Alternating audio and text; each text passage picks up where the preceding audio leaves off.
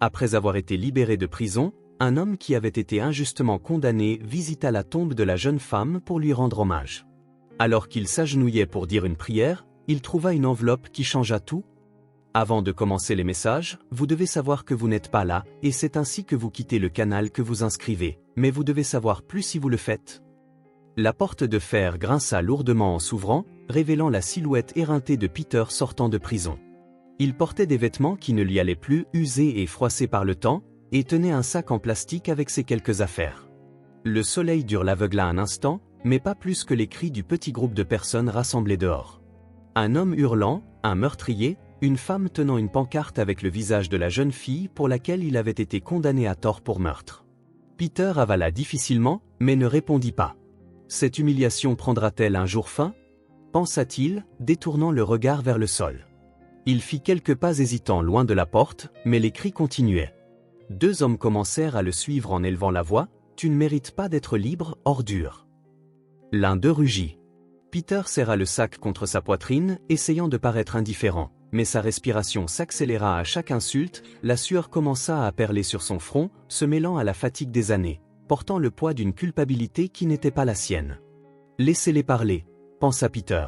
« Continue de marcher, continue de marcher. » Il murmura pour lui-même, ignorant que les hommes se rapprochaient de plus en plus. Lorsqu'il atteignit le trottoir, Peter tenta de se fondre parmi les passants, mais il semblait que tous les regards le suivaient. Il entendit des murmures en passant, sentit les gens s'éloigner comme s'il était contagieux. Une femme tira son fils par la main en le voyant. « Reste loin de cet homme, il vient de sortir de prison », avertit-elle bruyamment. Peter s'arrêta un instant, les épaules s'affaissant de honte, mais reprit bientôt sa marche. « J'ai déjà payé pour un crime que je n'ai pas commis, mais cela n'aura jamais d'importance pour ces gens, n'est-ce pas ?» pensa-t-il, les yeux fixés sur la route devant lui. Les rues familières semblaient maintenant inhospitalières, remplies de souvenirs déformés. Il vit la boulangerie où il achetait du pain frais chaque dimanche, mais la porte fermée semblait refléter son sentiment d'exclusion. Peter passa devant un groupe de jeunes qui murmuraient et riaient, le reconnaissant clairement. L'un d'eux lança une canette vide dans sa direction. « Hé, meurtrier, tu t'es perdu ?» se moqua-t-il. Peter ne réagit pas, continua simplement de marcher, mais il sentit le poids de leur rire sur son dos comme une nouvelle condamnation. « Si je m'arrête, ils m'entoureront et ensuite que se passera-t-il ?» se demanda-t-il, accélérant le pas. Avec les économies qu'il avait reçues en sortant de prison, Peter calcula qu'il pourrait acheter quelque chose de simple à manger. Il aperçut une petite épicerie au bout de la rue et décida d'y entrer. C'était le même endroit où il faisait ses courses avant que sa vie ne devienne un enfer, mais maintenant, chaque pas vers l'entrée était une bataille contre la peur. En ouvrant la porte, la cloche au-dessus tinta et tout le monde à l'intérieur se retourna vers lui. Peter baissa la tête et se dirigea vers les étagères, se disant « Fais comme si tu ne les voyais pas, prends ce dont tu as besoin et pars. » Il répéta cela dans sa tête. Il choisit un paquet de pain et une bouteille de lait, ses mouvements méticuleusement calculés pour éviter d'attirer l'attention, mais il pouvait sentir les regards brûlants sur son dos. Lorsqu'il s'approcha de la caisse, le propriétaire du magasin, un homme petit et trapu, croisa les bras et le dévisagea avec un mélange de colère et de mépris. « N'as-tu pas honte de venir ici ?» dit l'homme bruyamment, interrompant toute tentative de silence. Peter hésita mais répondit d'une voix basse, « Je veux juste payer ce que j'ai pris et partir. S'il vous plaît, laissez-moi partir en paix. Je ne veux pas de problème. » Il ajouta en essayant de paraître calme. L'homme secoua la tête en riant amèrement. « Des gens comme toi ne devraient pas marcher librement, encore moins entrer dans mon établissement, » rétorqua-t-il en élevant la voix. Les quelques personnes dans le magasin arrêtèrent ce qu'elles faisaient et commencèrent à murmurer. Peter sentit la chaleur de la honte monter sur son visage, mais il savait que riposter ne ferait qu'empirer les choses. Il tendit l'argent en espérant que l'homme l'accepterait et laisserait la situation se terminer là. « Pourquoi ne peuvent-ils pas juste me laisser tranquille ? Je veux juste acheter du pain et partir, » pensa-t-il, la main tremblant légèrement. Mais le propriétaire du magasin n'avait aucune intention de clore l'affaire. Il prit l'argent, mais avant de le mettre dans la caisse, il regarda le paquet de pain et la bouteille de lait et secoua la tête. « Tu as volé ça, n'est-ce pas ?» accusa-t-il en pointant Peter du doigt, sa voix suffisamment forte pour attirer encore plus d'attention. Peter fit un pas en arrière, surpris par l'accusation. « Je n'ai rien volé, je veux juste payer ce que j'ai pris, » répondit-il, sa voix finalement vacillant alors qu'il essayait de paraître ferme. « Ça ne peut pas arriver, je retourne en prison pour quelque chose que je n'ai pas fait, » pensa-t-il, la panique s'installant. Mensonge, cria le propriétaire en jetant l'argent de retour sur le comptoir. Des gens comme toi ne méritent pas la confiance. Comment puis-je savoir que tu n'as pas pris plus de choses quand personne ne regardait? Continua-t-il en pointant Peter comme s'il était un criminel pris en flagrant délit. Le visage de Peter était rouge de honte alors qu'il tentait de garder son calme. Écoute, si tu penses que j'ai pris quelque chose, tu peux vérifier. Je n'ai rien fait de mal, s'exclama Peter, sa voix maintenant tremblante et désespérée. Je ne peux pas laisser ça se reproduire. Je ne peux pas être condamné à nouveau, pensa-t-il en regardant autour de lui les visages le jugeant silencieusement. La foule qui se formait dans le petit espace commença à murmurer entre eux. Peter pouvait entendre des fragments, est-ce vraiment lui? C'est pour ça qu'il a été arrêté? Ce n'est pas vrai? J'ai entendu dire qu'il a tué une fille. Il sera toujours un voleur. Le poids de ces mots était insupportable et il sentit ses jambes fléchir. Je veux juste vivre en paix, mais il semble que je n'ai plus ce droit, murmura Peter pour lui-même, les yeux fixés au sol. Le propriétaire de l'épicerie revint derrière le comptoir, s'approchant de Peter comme un juge prêt à prononcer sa sentence. Tu ne peux pas échapper à ça. Si j'appelle la police, c'est évident qu'ils me croiront, déclara-t-il avec conviction. La panique saisit Peter. Il sentit la sueur couler sur ses tempes, ses mains étaient glaciales et son cœur battait si vite qu'il semblait vouloir exploser. Il essaya de faire un pas en arrière mais trébucha sur son propre pied et faillit tomber. « Je n'ai rien volé, s'il vous plaît, croyez-moi » supplia-t-il, sa voix maintenant étouffée, essayant de retrouver ce peu de dignité qui lui restait. « Je ne peux pas retourner là-bas, pas encore. Je ne survivrai pas » pensa-t-il alors que les murmures autour de lui se transformaient en un rugissement collectif. Le son de la cloche de la porte chaque fois qu'un autre client entrait ou sortait semblait retentir comme une alarme dans son esprit. Peter savait qu'à chaque seconde qui passait, davantage de regards se tournaient contre lui. Le bruit des conversations, des pas, des paquets s'ouvrant, tout semblait augmenter en volume, rendant l'air suffocant. Il ferma les yeux en serrant les dents, essayant de trouver une échappatoire à la confusion. Si je cours, ils diront que je suis coupable. Si je reste, ils trouveront une excuse pour me blâmer de toute façon, pensa-t-il, la gorge sèche comme si les mots de défense refusaient de sortir. Alors que Peter essayait de se recomposer, la foule semblait prendre vie, avec des murmures se transformant en accusations indirectes. Je pense qu'il a déjà été arrêté pour vol auparavant, commenta quelqu'un à voix basse, comme si un couteau tranchait son contrôle émotionnel. Peter avait encore un autre, plus audacieux, qui commenta « Des gens comme ça ne changent jamais. Dès qu'ils sortent de prison, ils retournent à ce qu'ils savent faire », pensa-t-il, serrant les poings pour lutter contre l'envie de crier qu'il était innocent, qu'il ne l'avait jamais été. Si je dis quelque chose, ils se moqueront de moi. Si je reste silencieux, ils me condamneront pour le silence, pensa-t-il, les jambes vacillantes. Peter jeta un coup d'œil au comptoir où le paquet de pain et la bouteille de lait étaient toujours posés. C'était un geste simple, quelque chose que quiconque ferait sans y penser, mais pour lui, c'était un défi monumental.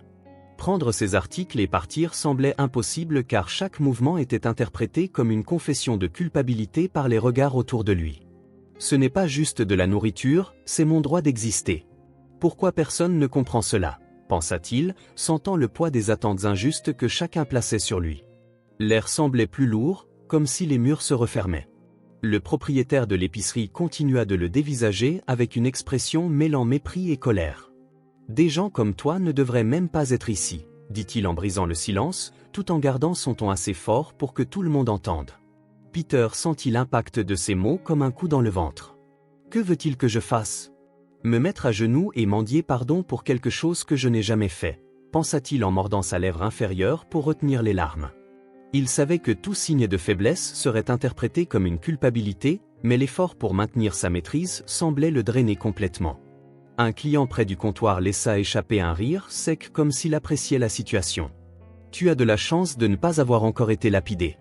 Personne ne veut d'un voleur autour », commenta-t-il en regardant directement Peter. Les mots coupèrent comme une lame et Peter sentit la chaleur de la honte monter dans son corps.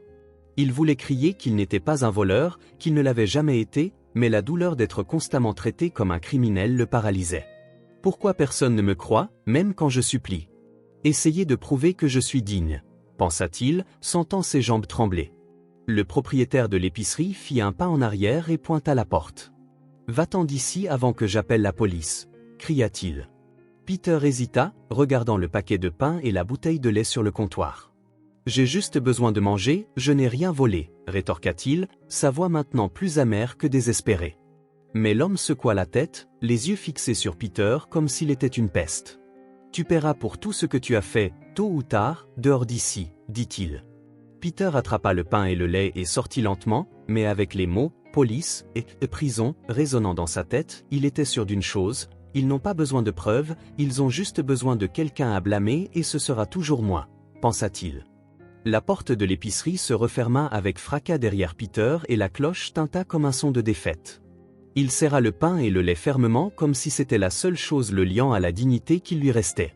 Son cœur battait encore la chamade et ses jambes tremblaient alors qu'il marchait le long du trottoir, évitant les regards de jugement. Les mots du propriétaire du magasin et des clients résonnaient dans son esprit, « Tôt ou tard, tu paieras. » Est-ce que cela ne finira jamais? Est-ce que la liberté que j'ai gagnée ne signifie rien pour personne? Pensa-t-il en serrant les poings et en gardant la tête baissée pour éviter une confrontation supplémentaire. Peter marcha sans but dans les rues, les yeux errant entre les fenêtres fermées et les façades usées des vieux bâtiments.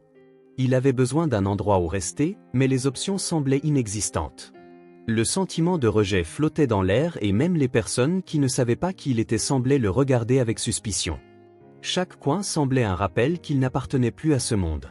Peut-être serait-il plus facile de disparaître, d'aller là où personne ne me connaît, mais où, réfléchit-il en serrant le pain contre sa poitrine comme si cela pouvait le protéger des souvenirs. Après des heures de déambulation, Peter repéra un immeuble au bout d'une ruelle étroite et sombre. C'était un vieux bâtiment aux murs défraîchis et aux fenêtres brisées, couvertes de morceaux de bois. Il hésita avant d'entrer, regardant la façade qui semblait crier l'abandon. Un homme assis à l'entrée avec un regard fatigué le dévisagea avec dédain. « Tu cherches un trou pour te cacher ?» demanda l'homme sans même masquer son ton de mépris. Peter prit une profonde inspiration, ignorant la provocation. « Je ne peux pas choisir, il n'y a nulle part d'autre. » C'est ça ou dormir dans la rue à nouveau, pensa-t-il en essayant de se convaincre. Le propriétaire, une femme âgée et amère nommée Geneviève, apparut après que Peter eut frappé à la porte principale. Sans sympathie, elle évalua Peter de la tête aux pieds avant de parler. « Si tu paies le mois à l'avance, tu peux rester dans la chambre du fond, mais je ne veux pas de problème et ne fais pas venir de visiteurs, compris ?» dit-elle en tendant la main pour le paiement. Peter compta les quelques billets qu'il avait, remettant presque tout ce qui lui restait. « Oui, madame, j'ai juste besoin d'un endroit pour me reposer. Je promets de ne causer aucun problème. » Si elle savait qui je suis, elle ne m'aurait pas laissé entrer. Quelle ironie, pensa-t-il en regardant la femme disparaître sans rien ajouter. La chambre était petite et étouffante, avec des murs écaillés et un matelas fin sur un vieux cadre en bois. Peter posa le pain et le lait sur la table de fortune et s'assit sur le lit, sentant la fatigue s'emparer de son corps. Il regarda les fissures au plafond et essaya d'imaginer comment reconstruire sa vie à partir de là. « Je dois trouver un emploi demain, n'importe quoi fera l'affaire, mais m'accepteront-ils » murmura-t-il pour lui-même, les mots semblant vides dans le silence oppressant de la pièce. « Je n'ai pas le choix, je dois essayer. Je ne vais pas abandonner maintenant » pensa-t-il en essayant de rassembler ses forces pour le lendemain. Le lendemain matin, Peter se leva tôt et sortit chercher du travail. Il marcha pendant plusieurs pâtés de maison, entrant dans des magasins et des ateliers pour demander des postes vacants. La réponse était toujours la même, un non catégorique ou des regards de jugement lorsqu'il disait qu'il ne correspondait pas au profil. À la boulangerie, le propriétaire fut plus direct. « Nous n'embauchons pas d'ex-détenus ici, va chercher ailleurs », dit-il en pointant Peter vers une autre direction. Peter partit sans réagir, mais la douleur de ce rejet brûlait à l'intérieur. « Est-ce que quelqu'un me donnera une chance ? Comment puis-je prouver que je suis digne si personne ne veut m'écouter ?» se demanda-t-il en serrant les poings tout en poursuivant sa recherche. Chaque porte fermée semblait ajouter une nouvelle couche de poids aux épaules déjà voûtées de Peter. Il tenta de discuter à quelques occasions, mais réalisa vite que le silence était moins douloureux que d'entendre des excuses vides ou des accusations indirectes. « Nous sommes complets ici, nous n'avons rien en ce moment, revenez un autre jour », étaient les réponses les plus courantes, accompagnées de regards qui ne cachaient pas le jugement. Le visage de Peter commença à trahir sa fatigue, mais il refusa d'abandonner. « Je ne peux pas m'arrêter maintenant, pas tant que j'ai encore la force d'essayer », pensa-t-il en ajustant son pas pour couvrir plus de terrain. La faim commença à se faire sentir lorsqu'il passa devant un stand de tacos au milieu de la rue. L'odeur de la viande grillée mélangée aux épices fit gronder son estomac, mais il n'eut pas le courage de dépenser le peu qu'il avait. Au lieu de cela, il continua de marcher, détournant le regard des assiettes fumantes et des rires des gens mangeant paisiblement. Il tenta de se distraire en se concentrant sur le prochain endroit, un petit atelier de réparation automobile.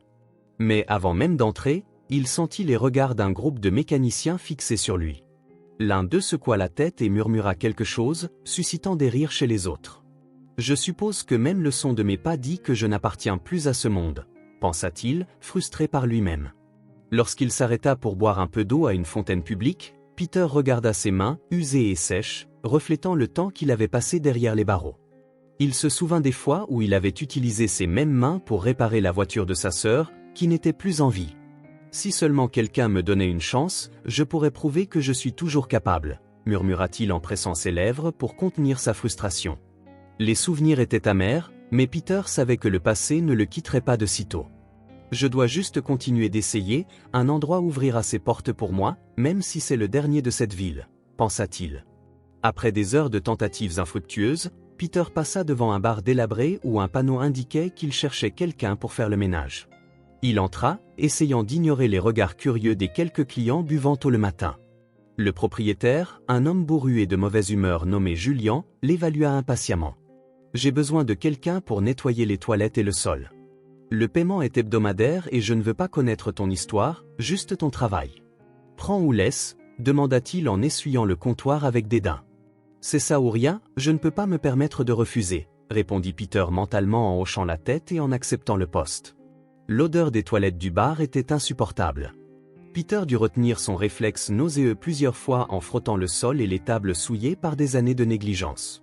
La chaleur étouffante de l'endroit le faisait transpirer encore plus alors qu'il se penchait dans des positions inconfortables pour atteindre les coins les plus sales. Pendant le travail, il entendit les voix et les rires des clients dans le hall principal qui semblaient se moquer de sa situation même sans l'adresser directement. Peu importe à quel point je laisse cela propre, le monde entier me verra toujours comme sale, pensa-t-il en essuyant la sueur de son visage avec la manche de sa chemise. Les premiers commentaires directs ne mirent pas longtemps à arriver. « Regarde, l'ex-détenu est devenu concierge, on dirait qu'il a trouvé sa place dans le monde », commenta un homme assis à une table voisine, tandis que les autres riaient. Peter prit de profondes respirations, essayant de contenir sa colère et son humiliation. « Laisse tomber, c'est juste un travail, ils ne savent rien », pensa-t-il, bien que les mots le hantaient comme des ombres. Un jour, en nettoyant près du comptoir, Peter surprit deux hommes parler de lui. « Tu vois le nouveau gars ? Ils disent qu'il a été enfermé pour avoir tué une fille riche, et maintenant il est là à laver les sols comme s'il était un saint, » commenta l'un d'eux.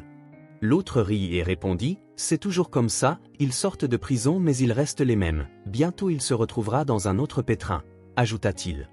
Peter sentit son visage brûler, mais il continua de frotter le sol comme si cela ne l'affectait pas. « Ils ne changeront jamais d'avis, peu importe ce que je fais, » pensa-t-il en serrant fermement la brosse à récurer pour ne pas la laisser tomber.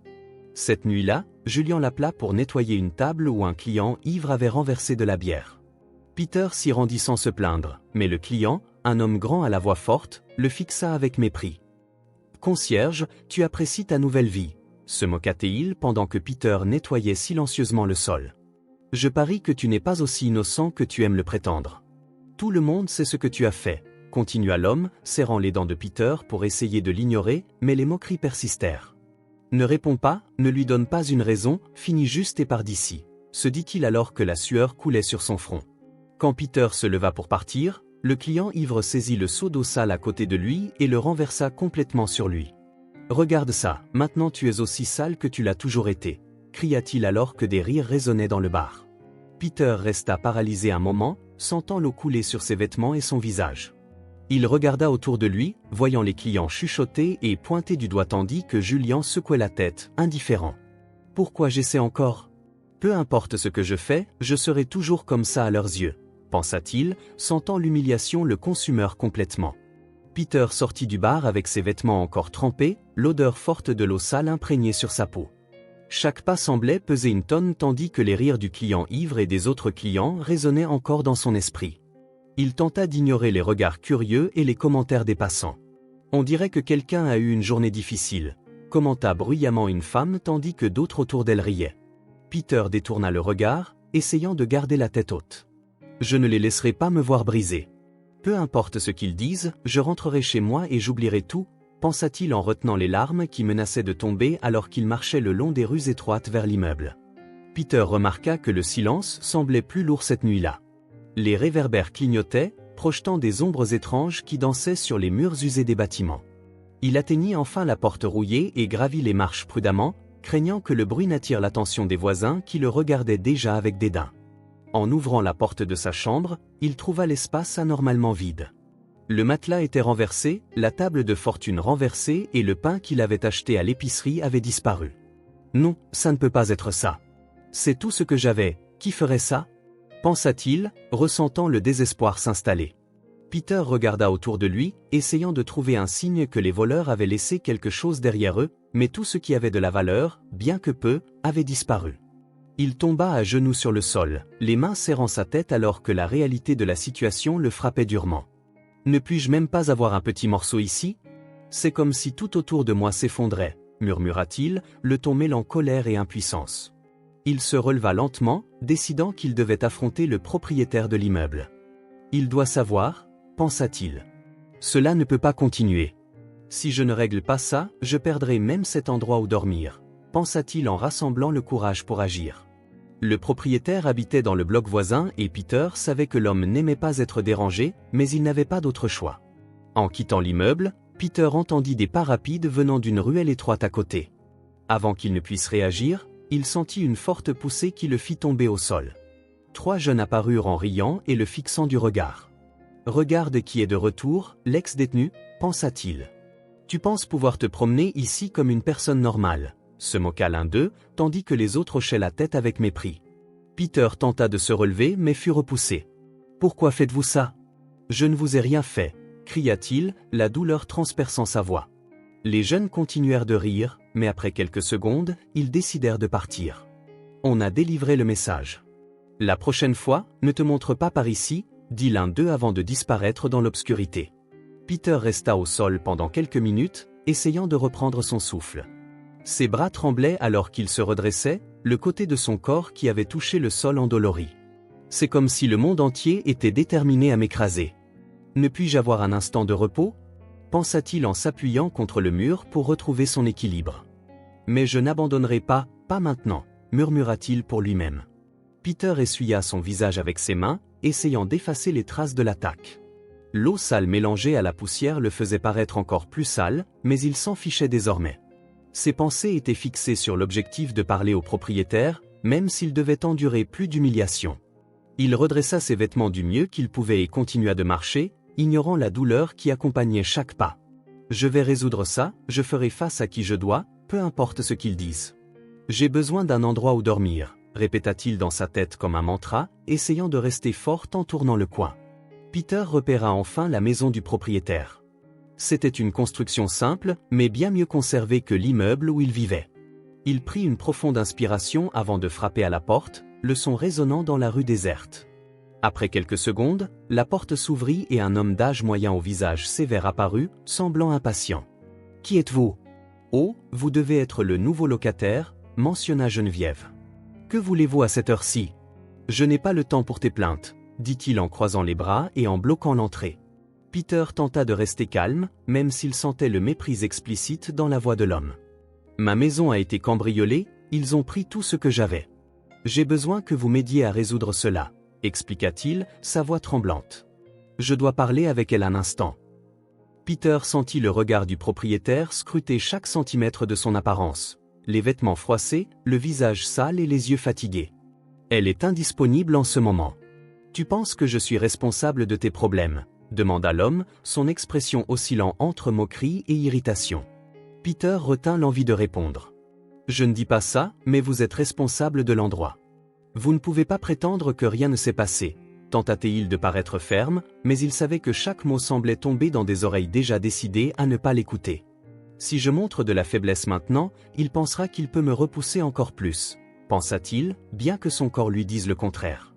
Le silence entre les deux fut interrompu uniquement par le son lointain d'un chien aboyant quelque part dans une rue proche. Le propriétaire finit par rire, mais ce n'était pas un rire de soulagement, c'était un son chargé de cynisme. « Laisse-moi deviner, tu penses que je vais compenser ce que tu as perdu, n'est-ce pas ? » « C'est ça, pensa-t-il. Quelle absurdité ! Peter secoua la tête, essayant de contenir la frustration grandissante en lui. Je veux juste que vous fassiez quelque chose. Vous ne pouvez pas ignorer ce qui s'est passé. Les mots de Peter sortirent plus forts qu'il ne l'avait prévu, mais cela ne sembla pas affecter l'homme qui continua de le regarder comme s'il était invisible. Pourquoi tout ce que je dis semble-t-il mal pour eux, pensa-t-il en essayant de contrôler sa respiration. Le propriétaire croisa de nouveau les bras, comme s'il évaluait si cela valait la peine de passer plus de temps avec Peter. Laisse-moi te dire quelque chose, commença-t-il sur le ton de quelqu'un sur le point de donner une leçon. Si tu ne peux pas prendre soin de ton propre espace, alors peut-être que tu ne devrais pas être ici. C'est le genre de choses qui arrivent quand on fait confiance à des gens comme toi, ajouta-t-il. Peter sentit son visage brûler de colère, mais il savait que riposter ne changerait rien. Je veux juste un endroit sûr, je ne demande pas la charité, juste la justice, dit-il en essayant de garder le contrôle. Mais il semble que rien de ce que je fais ne sera suffisant pour qu'il me voie comme une personne normale, pensa-t-il. Peter fit un pas en avant, essayant de discuter une fois de plus, mais le propriétaire leva la main, le coupant avec un geste sec. « Tu me fatigues. Si tu continues de me déranger, je n'hésiterai pas à te expulser. Je suis déjà plus que généreux en te laissant rester ici, menaça-t-il. La menace planait dans l'air, dense et définitive. Peter serra les poings, avalant les mots qu'il voulait crier. C'est toujours comme ça, ils pensent qu'ils peuvent dire ce qu'ils veulent parce qu'ils savent que je ne peux pas me défendre, pensa-t-il, se sentant de plus en plus écrasé par la situation. Tout ce que je voulais, c'était un peu de soutien, c'est tout, pensa-t-il avant que Peter ne puisse répondre. L'homme haussa les épaules et claqua la porte, mettant abruptement fin à la conversation. Le son résonna dans la rue calme et Peter resta un moment, fixant la porte fermée. Il voulait frapper de nouveau, crier, exiger d'être traité avec respect, mais il savait que ce serait inutile. C'est comme parler à un mur, il ne se soucie pas des gens comme moi, murmura-t-il en se tournant lentement pour retourner dans la misère. Chaque pas semblait plus lourd que le précédent, comme si l'humiliation s'accumulait sur ses épaules. Peu importe combien j'essaie, il semble que le monde entier ait déjà décidé que je suis coupable de tout, pensa-t-il. Sans argent, sans nourriture, sans soutien, Peter rentra lentement dans l'immeuble. Le chemin du retour semblait encore plus long et le sentiment de défaite pesait comme une encre sur son dos. Il entra dans la chambre vide et s'assit sur le matelas, regardant les murs écaillés qui semblaient refléter sa situation. La nuit était froide et le vent soufflait à travers les fissures des fenêtres, mais Peter ne prit pas la peine d'essayer de se protéger. Il s'allongea, regardant le plafond tandis que la douleur physique et émotionnelle le consumait. Demain sera différent, je trouverai un moyen de sortir de cela. Je dois y croire, murmura-t-il avant de fermer les yeux et de se rendre au silence étouffant de la nuit. Le son du réveil ne sonna pas ce matin-là et Peter se réveilla seulement avec la lumière du soleil envahissant la chambre à travers les fissures de la fenêtre. Il s'assit lentement sur le matelas, sentant le poids de la nuit précédente toujours peser sur sa poitrine. Le vent froid avait rendu son corps plus rigide et les douleurs dorsales rendaient chaque mouvement inconfortable. Il se frotta le visage, essayant de chasser l'épuisement, mais son esprit insistait pour revivre les derniers événements. « Je ne peux pas continuer comme ça. J'ai besoin de quelque chose pour me donner de la force ou je finirai par me perdre dans ce vide, » pensa-t-il, regardant la chambre vide.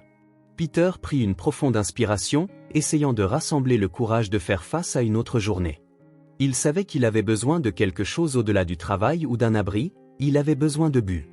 Les souvenirs de la jeune femme pour laquelle il avait été condamné ressurgirent. Elle était gentille, toujours le traitant comme un membre de la famille, contrairement aux autres. Peter sentit une douleur au cœur en pensant à la façon dont elle avait toujours eu confiance en lui, même quand il doutait de lui-même. Peut-être que la visiter m'aidera à me rappeler qu'il y a encore quelque chose de bon en moi, pensa-t-il. Je dois me souvenir de qui j'étais avant tout cela, murmura-t-il, décidant d'aller au cimetière. Le chemin vers le cimetière était long, mais Peter n'y prêta pas attention. Il marchait lentement, essayant d'organiser les pensées qui surgissaient à chaque coin de rue. Les rues étaient relativement calmes ce matin-là, mais il sentait les regards habituels comme si même les étrangers connaissaient son histoire. Il prit de profondes respirations, essayant d'ignorer la honte qui le poursuivait. « Ils peuvent regarder autant qu'ils veulent, je ne laisserai pas ça m'arrêter aujourd'hui », répéta-t-il dans sa tête, gardant son attention sur la destination. Lorsqu'il atteignit la porte du cimetière, Peter sentit l'air changer. Il y avait un silence différent, quelque chose qui semblait suspendu dans le temps.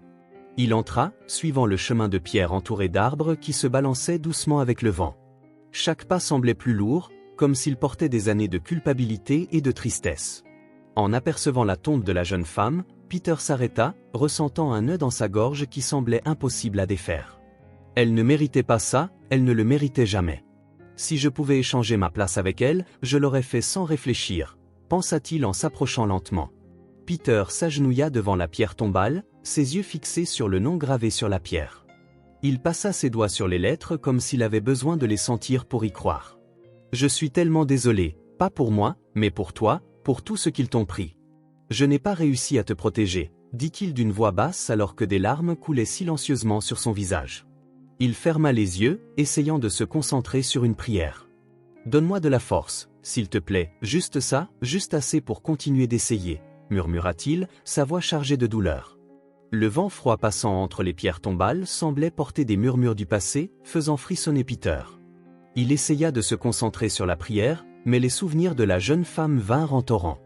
Il se souvint quand elle se cachait dans la voiture pendant qu'il polissait les fenêtres, riant des réprimandes qu'elle recevait pour l'avoir retardé. « Tu étais ma petite confidente, pourquoi les choses ont-elles dû finir comme ça ?» murmura-t-il, sentant le vide de son absence serrer encore plus son cœur. « Je n'oublierai jamais comment tu m'as défendu, même quand tout le monde me voyait comme rien, » pensa-t-il en laissant tomber les larmes sans résistance alors qu'il restait agenouillé. Peter se sentit plus proche de la jeune femme que jamais, comme si la pierre tombale était un pont entre leurs mondes. Il posa son front sur la pierre froide, cherchant du réconfort dans la proximité symbolique. « Tu m'as tellement fait confiance et je n'ai pas pu te rendre l'appareil. S'il te plaît, pardonne-moi, » murmura-t-il, sa voix étouffée.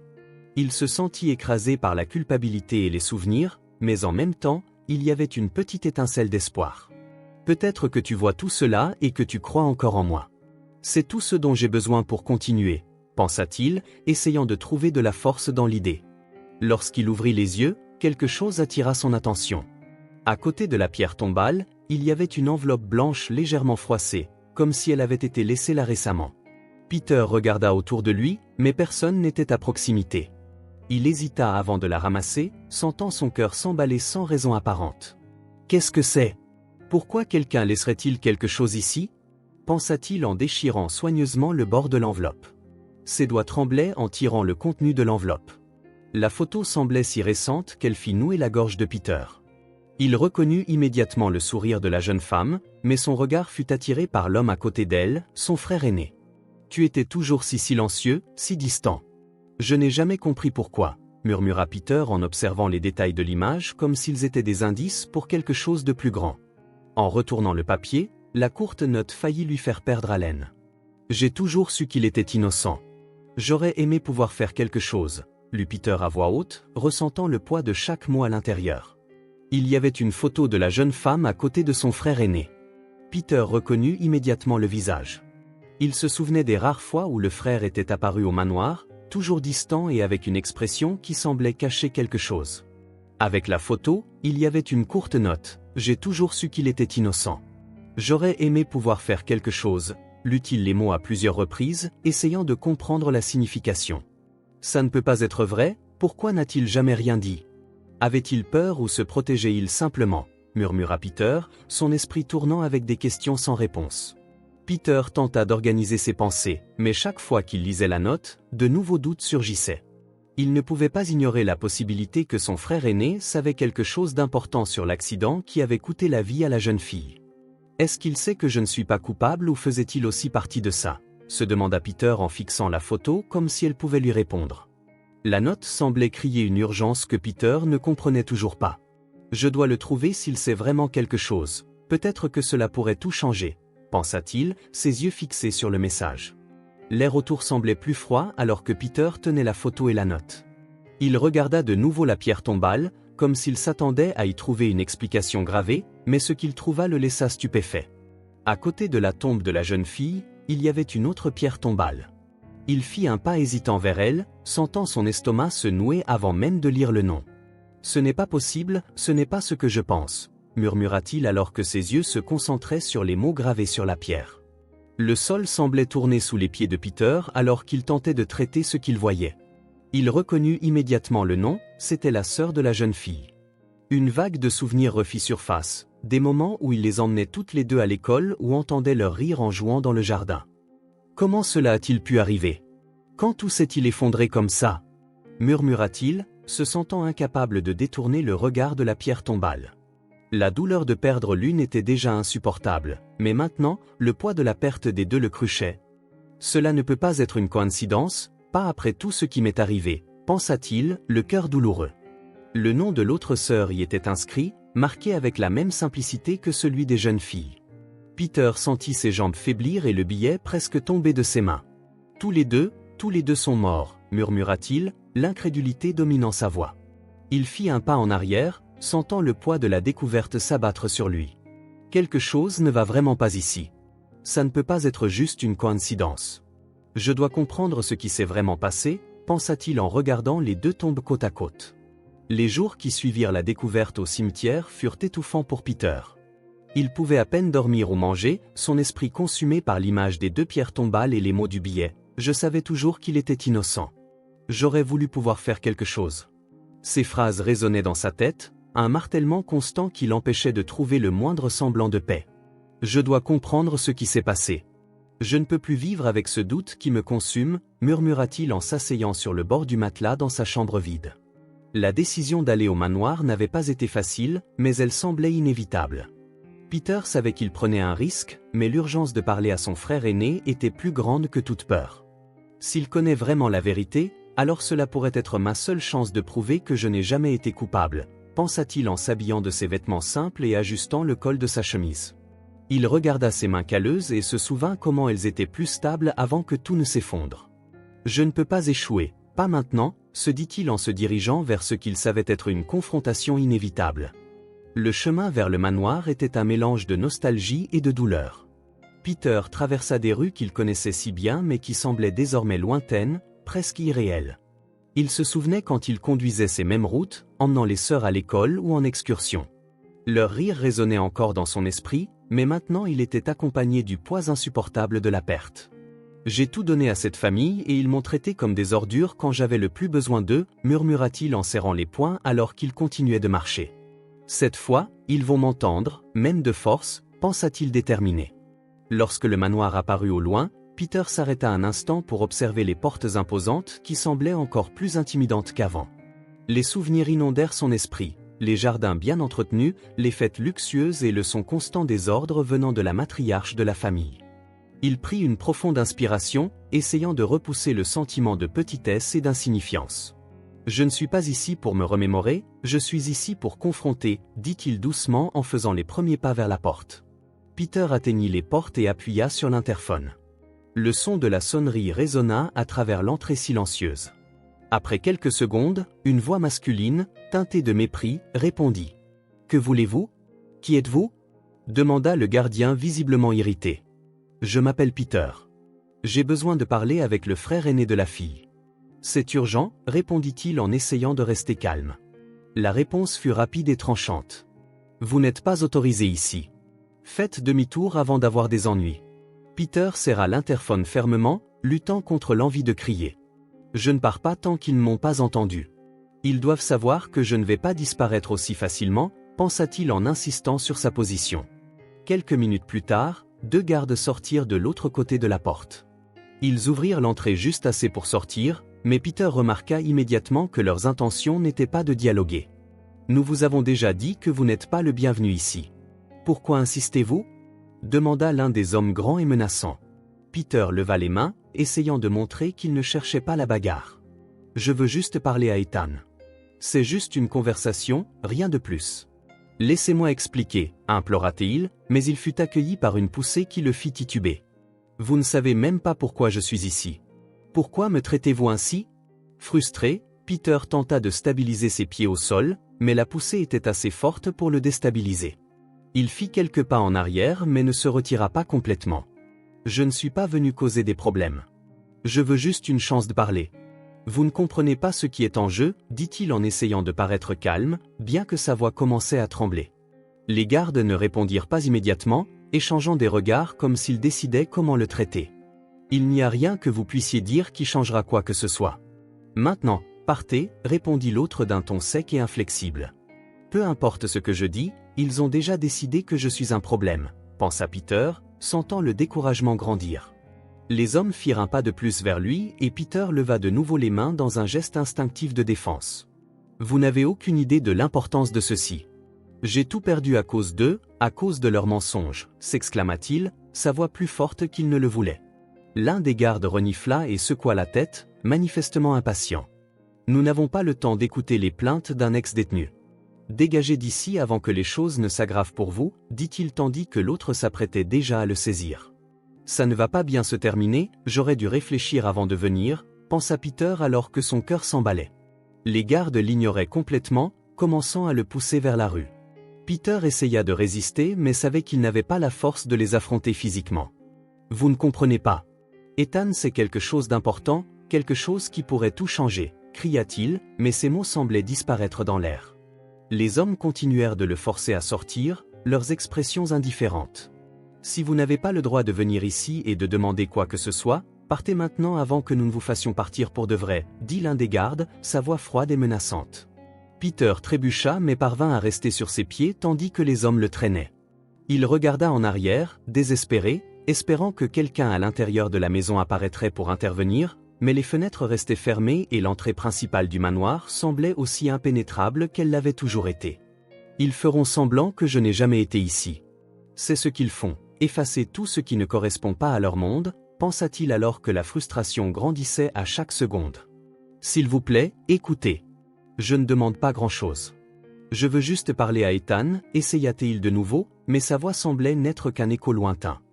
Peter regarda le manoir, maintenant de plus en plus lointain alors qu'il était traîné par les bras des gardes.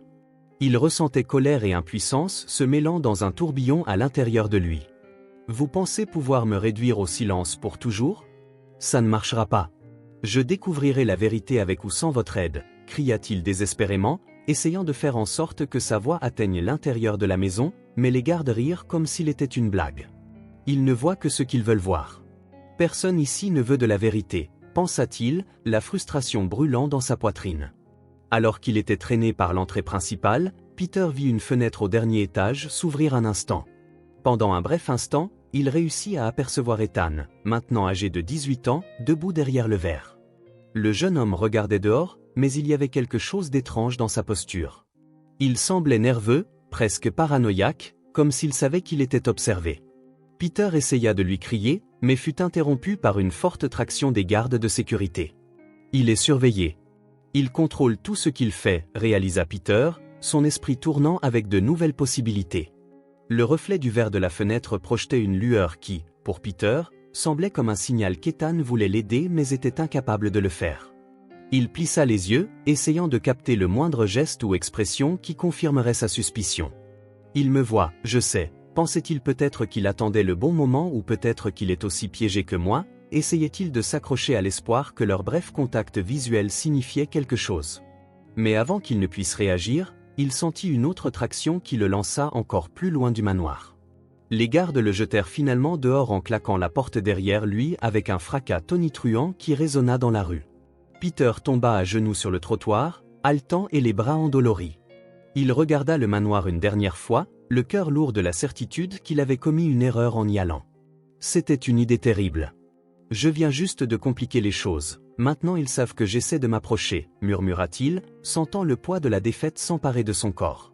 Avec les yeux fixés sur la fenêtre où il avait vu Ethan, Peter se promit que ce ne serait pas la dernière fois qu'il essaierait. Je trouverai un moyen. Quoi qu'il arrive, je n'abandonnerai pas, pensa-t-il en luttant pour se lever et s'éloignant lentement du manoir. Peter passa la nuit éveillé, assis sur le matelas de fortune dans sa petite chambre. Les scènes de la confrontation au manoir se rejouaient dans son esprit, ainsi que l'image d'Ethan à la fenêtre. Il m'a vu, c'est un fait, mais pourquoi n'a-t-il pas réagi? Est-il contrôlé, piégé? Se demanda Peter en essayant de trouver un plan qui ne se terminerait pas par le jeter à terre de nouveau. Je dois le joindre dans un endroit neutre, un endroit où ils ne peuvent pas m'arrêter aussi facilement, pensa-t-il avec le soleil levant. Peter prit la décision d'aller sur la place publique la plus proche, un espace central fréquenté par tout le monde dans la ville. Il savait que c'était un risque, mais il croyait qu'Ethan pourrait y apparaître à un moment donné, surtout s'il était escorté par la famille. S'il le veut, il peut me trouver là sans attirer l'attention. Tout ce dont j'ai besoin, c'est de quelques minutes avec lui, pensa Peter en marchant dans les rues encore vides. La tension dans l'air était presque palpable, mais il se força à continuer. En arrivant sur la place, Peter choisit un banc en bois près de la fontaine centrale. L'eau coulait avec un son doux, mais ce n'était pas suffisant pour calmer les nerfs pulsants dans sa tête. Il observa chaque visage qui passait, cherchant son frère. Au fond, il savait que la chance qu'Ethan apparaisse spontanément était minimale, mais il ne pouvait tout simplement pas abandonner. Peut-être qu'il cherche une opportunité, peut-être que je suis la seule personne qui peut l'aider à briser ce cycle, pensa-t-il en essayant de garder l'espoir vivant. Les heures commencèrent à passer lentement alors que Peter restait au même endroit. Il sentait les regards curieux de certaines personnes, mais la plupart l'ignoraient complètement. C'était comme s'il était invisible, juste une autre ombre dans une ville qui avait déjà choisi son opinion sur lui. Ils ne savent rien de moi, mais ils me jugent déjà comme s'ils étaient des jurés dans une salle d'audience qui ne changera jamais, pensa-t-il. Croisant les bras pour contenir le froid qui commençait à apparaître avec le coucher de l'après-midi, le soleil était déjà bas lorsque Peter remarqua enfin quelque chose d'inhabituel. Un homme robuste au visage sévère s'approchait de lui à pas ferme. Peter reconnut immédiatement le visage. C'était l'un des employés qu'il avait vu au manoir pendant les années où il travaillait pour la famille. « Ils savent que je suis ici. Ils sont venus me réduire au silence encore, pensa Peter, le cœur battant alors que l'homme s'arrêtait devant lui. Tu n'apprends jamais, n'est-ce pas?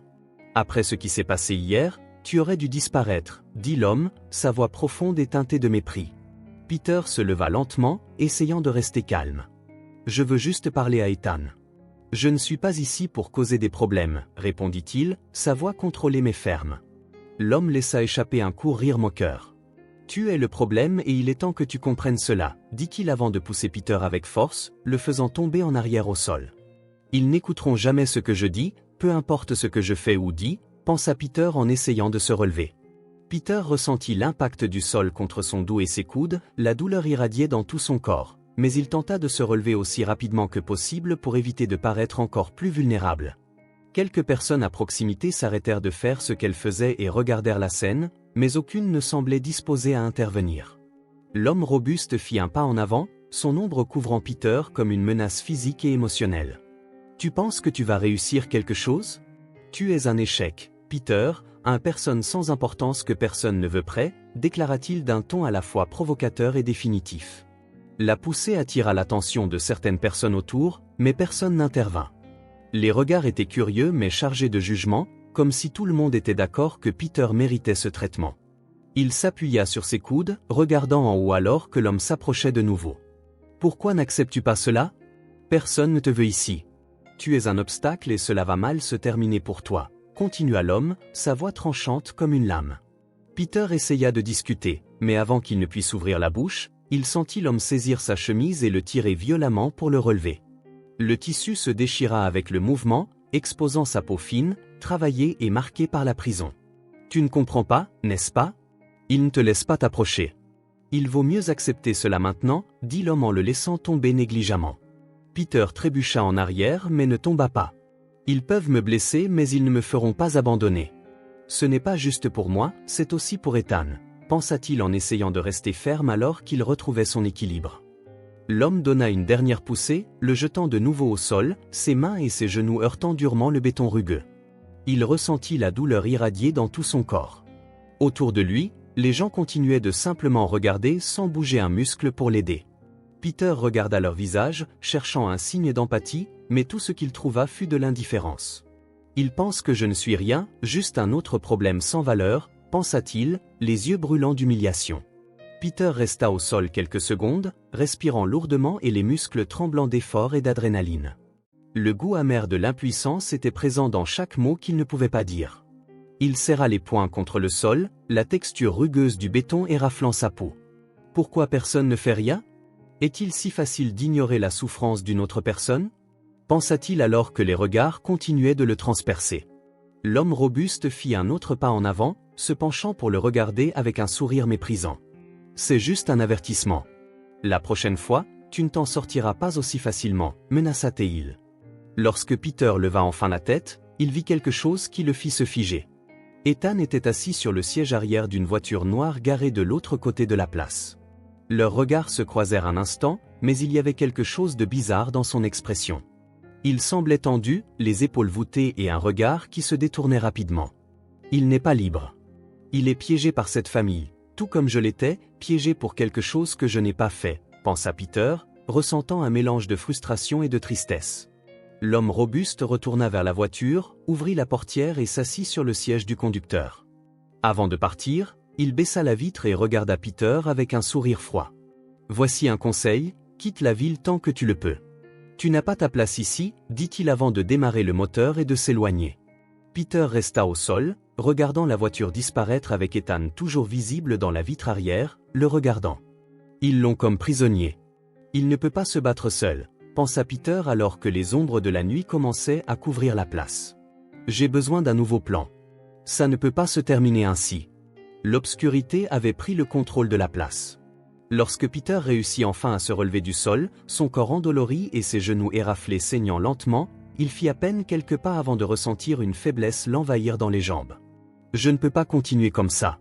Si je tombe maintenant, personne ne m'aidera, pensa-t-il en essayant de rester debout, son regard perdu parmi les passants indifférents. C'est alors qu'il sentit une main ferme toucher son épaule. « Ça va ? As-tu besoin d'aide ?» demanda un homme d'âge moyen, habillé simplement avec un air préoccupé. Peter hésita un instant. Il était tellement habitué au rejet que la gentillesse semblait distante, presque irréelle. « Je ne sais pas. J'ai juste besoin d'un endroit pour me recomposer, murmura-t-il, mais sa voix semblait faible, presque inaudible. L'homme secoua la tête. « Tu ne peux pas rester ici. Tu as besoin d'un médecin. Allez, je vais t'emmener à l'hôpital, dit-il en prenant Peter par le bras et le guidant hors de la place. Peter voulut refuser, mais la douleur et l'épuisement l'accablèrent. Il se laissa guider jusqu'à un taxi, son corps oscillant légèrement à chaque pas. Pendant la course, l'esprit de Peter ne pouvait se calmer. Pourquoi m'aide-t-il ? Il ne me connaît pas. Est-ce qu'il se soucie vraiment ou veut-il juste se débarrasser de moi ? Pensa-t-il alors que l'homme expliquait au chauffeur d'aller directement aux urgences. Peter soupira, sentant ses paupières devenir lourdes. « Merci. Je pense que je n'ai jamais entendu ce mot de personne, murmura-t-il. À l'hôpital, Peter fut placé dans un fauteuil roulant et conduit pour être soigné. L'environnement stérile et l'odeur de désinfectant le rendaient agité. Il avait toujours détesté les hôpitaux, et être là affaiblissait seulement son sentiment de vulnérabilité. Alors que les médecins nettoyaient ses blessures et posaient des questions de base, il se contenta de répondre par des monosyllabes. « C'était une chute ?» demanda une infirmière, et Peter acquiesça simplement, incapable d'expliquer ce qui s'était vraiment passé. Il ne comprendrait pas. Personne ne comprend, pensa-t-il en regardant le plafond blanc et froid. Quelques heures plus tard, déjà médicamenté et allongé sur une civière, Peter fut surpris par la visite d'un homme qu'il reconnut immédiatement comme étant l'un des employés de la famille riche. L'homme entra dans la pièce sans frapper, tenant une enveloppe d'une main et un regard de mépris sur le visage. « Ton traitement a été payé. Tu dois te demander par qui ?» dit-il d'une voix chargée d'ironie. Peter plissa les yeux, ressentant un mélange de soulagement et de colère. « Est-ce Ethan ?»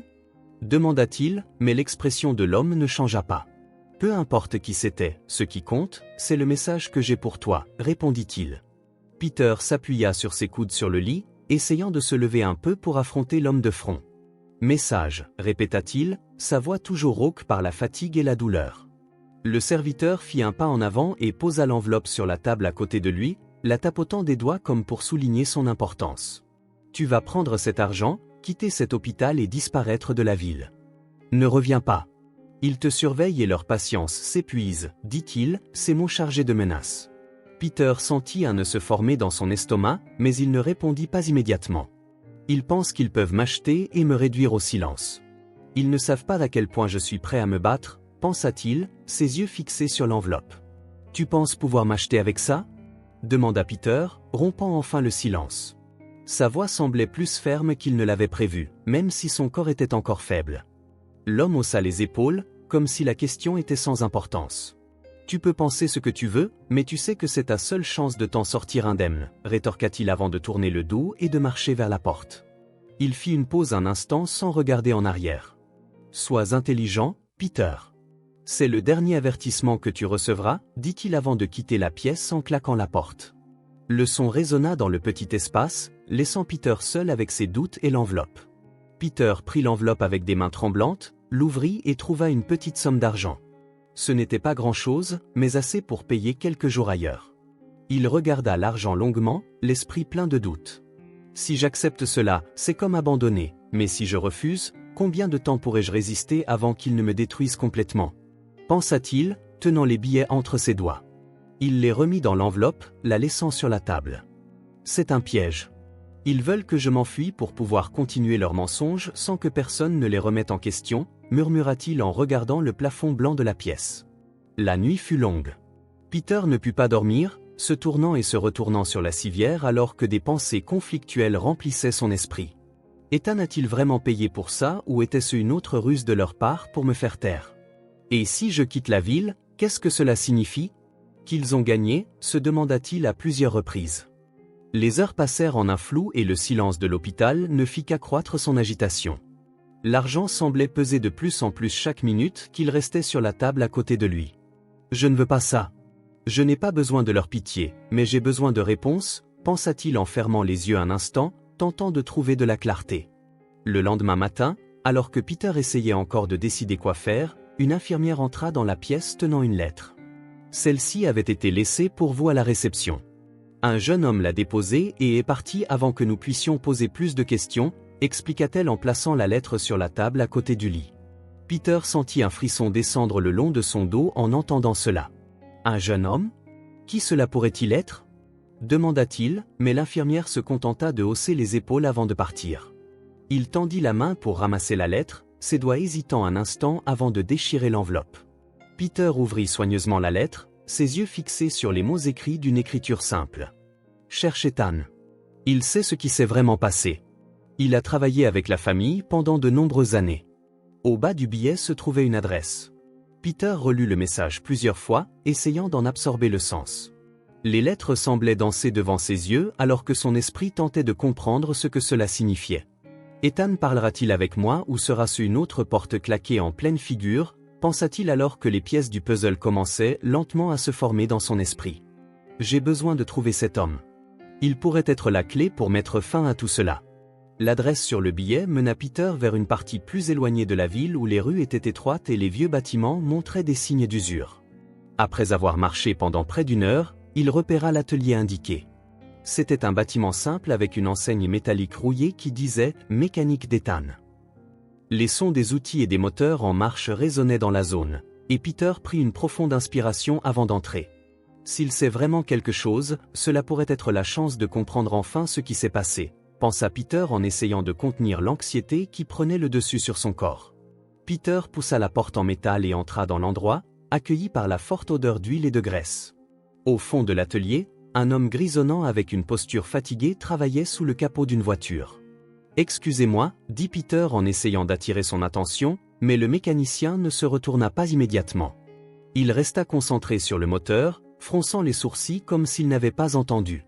Peter fit quelques pas de plus et répéta « Ethan, j'ai besoin de te parler. » Cette fois, l'homme leva la tête, regardant Peter avec un mélange de curiosité et d'irritation. « Qui es-tu? Tu cherches à faire réparer ta voiture ?» demanda Ethan en essuyant ses mains sur un chiffon sale. Peter secoua la tête. « Je n'ai pas de voiture. Je suis ici pour une autre raison, répondit-il, sentant son cœur s'emballer. J'ai besoin de parler de quelque chose qui s'est passé il y a des années dans la famille pour laquelle tu travaillais. La mention de la famille fit figer Ethan un instant avant de froncer les sourcils. Je ne sais pas de quoi tu parles. Je pense que tu t'es trompé de personne. Ce n'est qu'un atelier, dit-il en tournant de nouveau son attention vers le moteur. Il sait exactement de quoi je parle, mais il essaie de l'éviter. Pourquoi ? Pensa Peter en observant chaque mouvement de l'homme. S'il vous plaît, écoute, insista Peter en faisant un autre pas en avant. Tu étais là le jour où tout s'est passé. Ça s'est passé, je sais que j'étais le conducteur. Souviens-toi, j'ai vérifié cette voiture avant l'accident et elle était en parfait état, répondit Peter.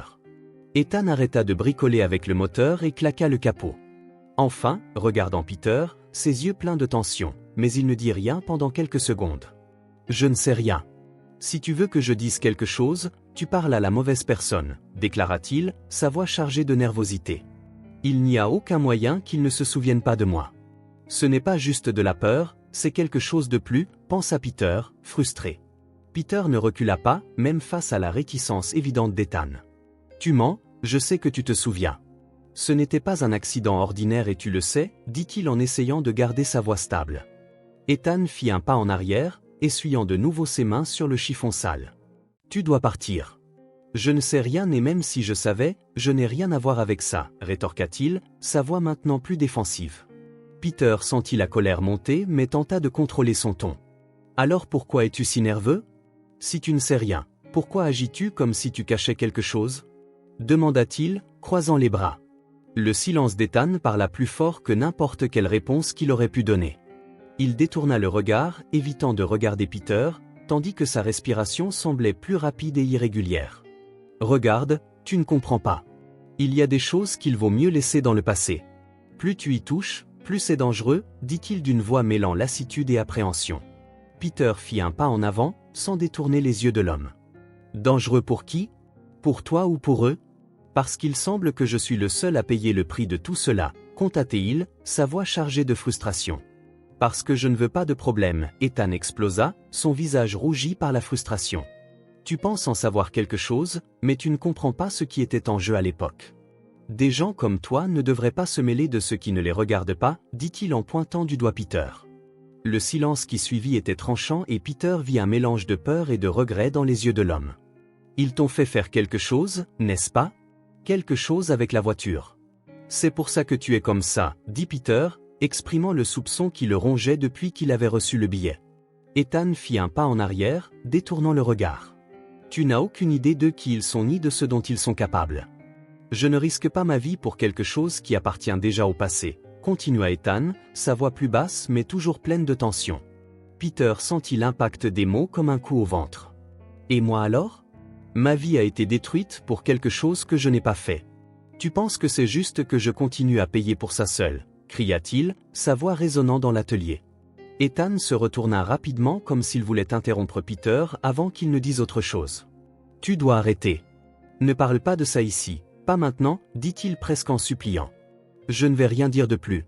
Tu devrais partir d'ici avant que quelqu'un ne te voie et ne pense que tu essaies quelque chose, dit Ethan en tournant le dos et en marchant vers l'arrière de l'atelier. Peter le suivit, s'arrêtant près de l'établi où l'homme prétendait réorganiser ses outils. Evan, s'il te plaît, je veux juste connaître la vérité. Cela m'a déjà détruit une fois, ne laisse pas ça détruire plus de vie, supplia Peter, mais l'homme resta immobile. Je ne peux pas maintenant, pas jamais. Tu joues avec des gens qui ne pardonnent pas, marmonna Evan avant de finalement se retourner. Sors d'ici, Peter, je suis sérieux. Peter ressentit le poids des paroles d'Evan, mais il refusa d'abandonner. Je ne te demande pas de confronter quelqu'un, je veux juste savoir ce qui s'est passé avec cette voiture, c'était du sabotage, n'est-ce pas? Ils t'ont forcé à le faire, insista-t-il, sa voix ferme mais chargée de désespoir. Evan détourna de nouveau le regard, ses doigts serrant un tournevis si fort qu'il semblait vouloir le casser. Ne pose plus de questions, Peter, c'est mieux pour toi comme ça, marmonna-t-il avant de laisser tomber l'outil et de tourner le dos. Sans autre option, Peter se retourna et se dirigea vers la sortie, sentant le poids de la défaite sur ses épaules. Chaque pas semblait plus difficile que le précédent et son esprit tournait avec des questions sans réponse. Il sait que c'est aussi clair que le jour, mais qu'est-ce qui l'empêche de parler? La peur, la culpabilité, pensa-t-il en poussant la porte de l'atelier et en sortant dans la rue. Le soleil commençait à se coucher, peignant le ciel de nuances d'orange. Peter regarda autour de lui avant de commencer à marcher vers la ville, le cœur lourd de frustration. Il ne remarqua pas la voiture jusqu'à ce qu'il entende le son du moteur accélérer derrière lui. Quand il regarda par-dessus son épaule, il vit un véhicule noir foncer à toute vitesse vers lui. Peter eut à peine le temps de réagir avant de sauter sur le côté, tombant sur le trottoir avec les bras étendus pour amortir l'impact. La douleur explosa dans tout son corps, mais il était vivant. Ils essaient de me faire taire pour de bon, pensa-t-il. Ce n'est plus seulement de l'intimidation. Alors qu'il regardait la voiture disparaître au loin, il s'assit sur le trottoir, haletant et les bras éraflés, mais ses yeux étaient remplis de détermination. S'ils essaient de me faire taire, c'est parce que je suis proche de quelque chose d'important, cela me donne encore plus de raisons de continuer, murmura-t-il en sentant l'adrénaline commencer à diminuer. Peter arriva dans le bidonville avec les bras encore douloureux et les vêtements déchirés à la suite du saut désespéré pour éviter d'être écrasé.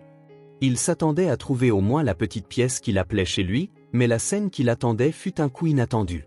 Sa porte était ouverte et les quelques affaires qu'il possédait avaient été jetées.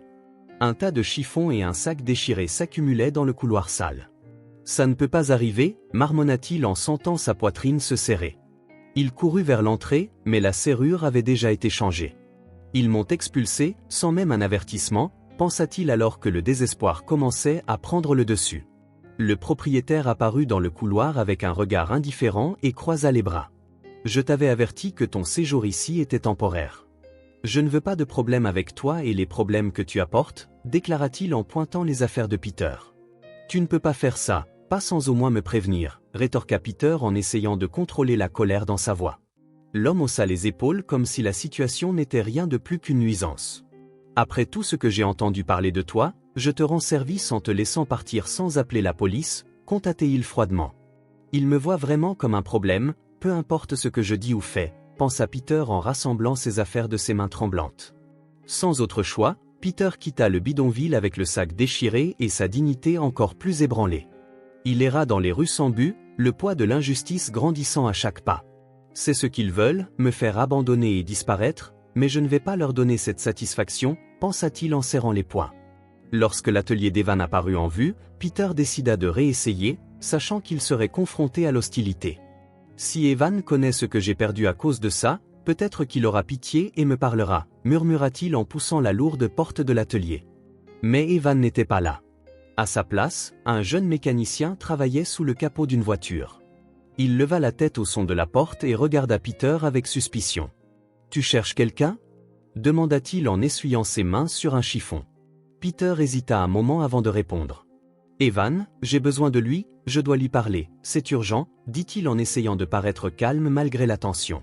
Le jeune homme secoua lentement la tête. « Il n'est pas là en ce moment. »« Je pense qu'il vaut mieux que tu partes » répondit-il d'un ton qui laissait entendre que la conversation était terminée. Peter prit une profonde inspiration et sortit un papier froissé de sa poche où il avait déjà écrit ce qu'il devait dire. « S'il revient, donne-lui ça, s'il te plaît. Dis-lui que c'est important, que j'ai besoin de son aide pour laver mon nom, dit-il en tendant la note au mécanicien. Le jeune homme hésita, regardant le papier comme s'il s'agissait de quelque chose de dangereux, mais finit par le prendre à contre-cœur. « Je ne peux rien promettre, mais je transmettrai le message, dit-il en remettant la note dans sa poche. Peter acquiesça, la gratitude mêlée à la frustration face à une autre porte fermée. Peut-être que ça marchera, peut-être que c'est ma dernière chance, pensa-t-il en quittant l'atelier. Alors qu'il marchait dans les rues, Peter sentit le poids des décisions qu'il devrait prendre. Chaque pas semblait plus difficile que le précédent, comme si la gravité augmentait à chaque pensée. Si Evan ne parle pas, qui d'autre pourrait aider ? J'ai déjà perdu tellement de temps et tout semble s'effondrer plus vite que je ne peux réagir, réfléchit-il en passant sa main dans ses cheveux en désordre. Il regarda autour de lui, cherchant un signe d'espoir, mais tout ce qu'il vit était des visages indifférents, des rues sales et un ciel qui s'assombrissaient. Je ne peux pas abandonner, pas maintenant, déterminé à agir, il prit une profonde inspiration et décida de confronter la famille une fois de plus. En approchant du manoir, le cœur de Peter semblait battre dans sa gorge. Les souvenirs de la dernière confrontation avec les gardes étaient encore frais dans son esprit, mais il savait qu'il ne pouvait pas reculer. Si je ne le fais pas, personne ne le fera.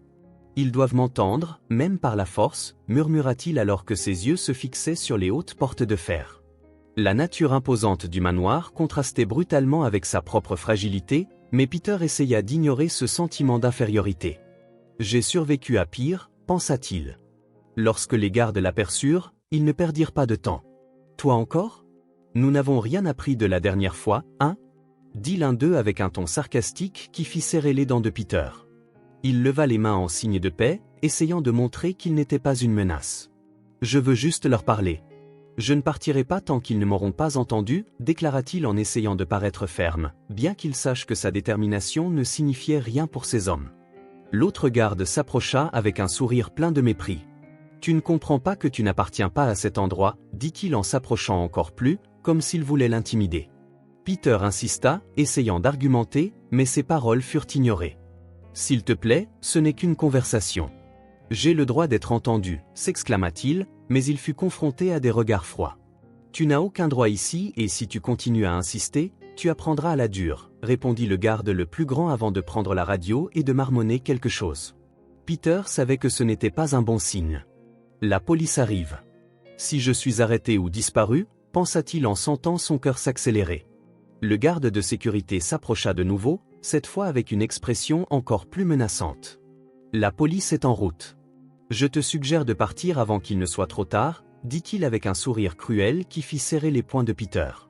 Il voulait résister, crier, mais il savait que toute réaction pourrait aggraver sa situation.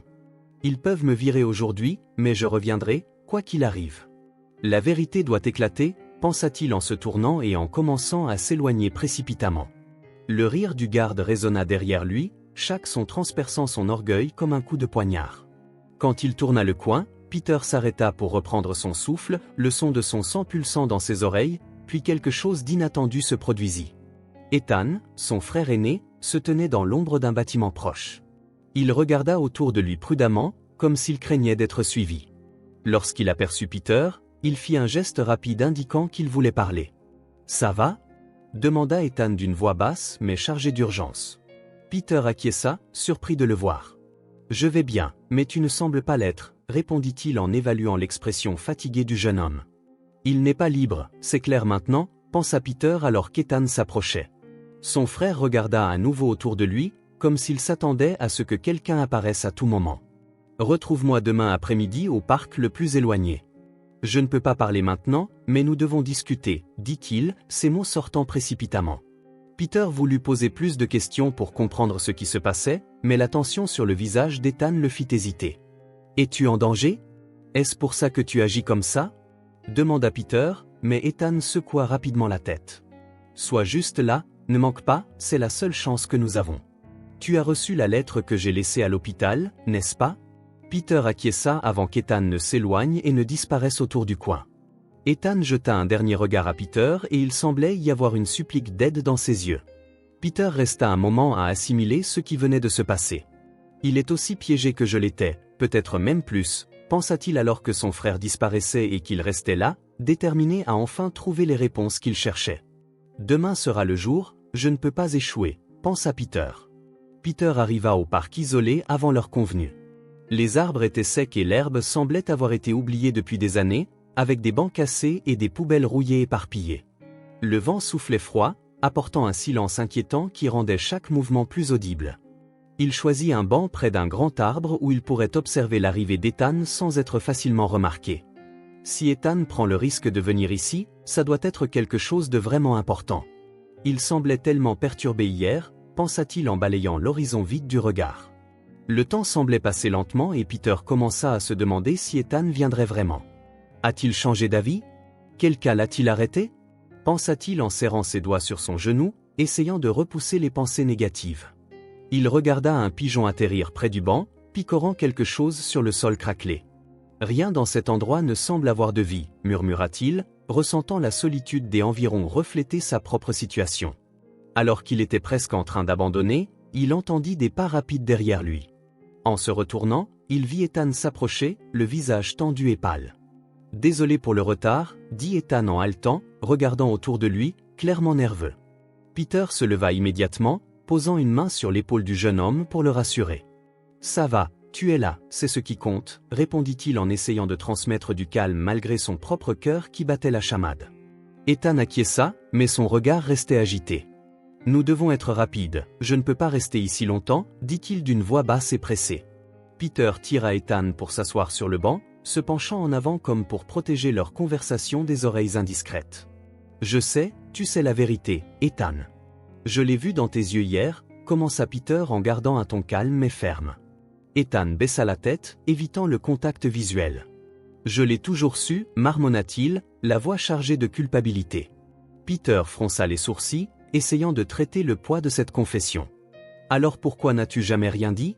Pourquoi as-tu laissé que tout cela m'arrive » demanda-t-il, ressentant un mélange de frustration et d'espoir. Ethan leva enfin les yeux, les larmes aux yeux. « Parce que je n'avais pas le choix. Il contrôle tout, ma vie dépend d'eux » répondit-il alors que la première larme roulait sur sa joue. Ethan prit une profonde inspiration avant de continuer. « Quand tout s'est passé, je n'étais qu'un enfant. Je ne comprenais pas pleinement ce qui se passait, mais je savais que quelque chose n'allait pas. Mes parents ont profité des décès, les polices d'assurance vie pour mes sœurs étaient énormes, dit-il, les mots sortant comme s'il se coupait la gorge. Ses yeux étaient humides et Peter pouvait voir la profonde douleur que portait le jeune homme. Ils t'ont fait croire que c'était juste de la malchance, n'est-ce pas? Mais tout était planifié depuis le début, murmura Peter, ressentant la gravité du moment peser sur eux deux. Peter élargit les yeux, sentant le poids de ces révélations. « Tu dis qu'ils ont tout planifié ?» demanda-t-il, sa voix tremblante face à la possibilité. Ethan secoua la tête, ses mains tremblantes serrant ses genoux. « Je ne sais pas avec certitude, mais tout semble tellement pratique et ils ont toujours évité d'en parler, » confessa Ethan en détournant le regard comme s'il craignait que le fait de regarder Peter rende ses paroles encore plus réelles. « J'étais trop jeune pour comprendre, mais maintenant que je regarde en arrière, tout a du sens d'une manière qui me fait peur, ajouta-t-il. Peter posa une main ferme sur l'épaule d'Ethan. « Ça ne peut pas continuer. Ils m'ont tout pris et maintenant je vois qu'ils t'ont aussi tout pris, dit-il en regardant directement dans les yeux du jeune homme. Ethan essuya précipitamment ses larmes, essayant de se recomposer. « Tu ne comprends pas, si je dis quelque chose, ils me tueront. »« Ils sont capables de tout, » répondit-il, sa voix chargée de peur. La vulnérabilité d'Ethan était évidente et Peter ressentit un mélange de colère et de compassion. « Ils t'ont volé ton enfance, ta liberté. Tu mérites plus que de vivre dans cette ombre, » dit Peter, essayant de susciter le sens de la justice chez son frère. Le vent souffla fort, soulevant des feuilles sèches autour d'eux, mais aucun des deux ne semblait le remarquer. Ils restèrent en silence un moment, le vent froid passant entre eux. Finalement, Ethan prit une profonde inspiration, semblant prendre une décision. « Tu as raison, je ne peux plus vivre comme ça, mais nous devons être prudents. »« Ils ont des yeux partout, » dit-il en se penchant vers Peter. L'hésitation était encore visible sur ses traits, mais quelque chose dans sa voix indiquait qu'il était prêt à franchir la prochaine étape. « Je veux faire ça, mais j'ai peur. »« Et s'ils nous arrêtent avant que nous obtenions quoi que ce soit ?» demanda Ethan, presque comme s'il testait sa propre détermination. « Si tu es avec moi, Ethan, tu y arriveras. »« Je ne peux pas faire ça seul, » répondit Peter, sentant la détermination grandir dans sa poitrine. Ethan acquiesça, mais son expression restait inquiète. « Ça pourrait nous coûter la vie, » pensa-t-il, mais ne le dit pas à haute voix. Peter serra plus fort l'épaule d'Ethan, essayant de transmettre de la confiance. « La vérité est plus puissante que toute arme qu'ils peuvent utiliser contre nous. Nous prouverons ça, Ethan, pour toi, pour tes sœurs, pour tous ceux qui ont souffert à cause d'eux, dit-il, la voix chargée de conviction. N'oublie pas le week-end au restaurant en face de la place centrale, ils seront là ce soir. Il est temps de les confronter, dit-il avant de se diriger vers l'extérieur de leur domicile. Soudain, le son de pas précipités résonna dans le parc. Ethan se figea, ses yeux grands ouverts se tournant vers la direction du bruit. Peter suivit son regard et vit une silhouette familière émerger de l'ombre. C'était la mère d'Ethan, son visage contordu d'expression de colère. Bien sûr, elle les avait suivis jusqu'ici sans qu'ils le réalisent, pensa Peter. « Qu'est-ce que vous pensez, que vous faites ?» demanda-t-elle, sa voix tranchante comme une lame. Ethan se recula instinctivement comme un enfant pris en faute, tandis que Peter, de son côté, sentit son sang bouillir mais savait qu'il devait rester calme. La tension dans l'air était palpable, chaque mouvement ou mot chargé d'implication. Ethan semblait figé tandis que Peter analysait soigneusement la situation. « Elle a découvert, maintenant les choses vont devenir encore plus difficiles, » pensa-t-il, sachant que cette rencontre ne se terminerait pas sans conséquence. La femme regarda simplement Peter et attrapa son fils par le bras, l'emmenant vers une voiture garée. Peter traversa la rue en direction de l'atelier, ses épaules lourdes de la tension de la rencontre dans le parc. Il savait qu'Ethan était de son côté maintenant, mais ce n'était pas suffisant. Il avait besoin de plus. La vérité devait venir de quelqu'un qui pouvait confirmer ses paroles et Evan était la seule personne qui pouvait le faire. S'il ne l'aide pas, tout pourrait s'effondrer. Je dois le convaincre d'une manière ou d'une autre, pensa-t-il en poussant la porte en métal rouillée de l'atelier. Le bruit résonna dans l'espace vide et il trouva Evan en train de bricoler un moteur démonté.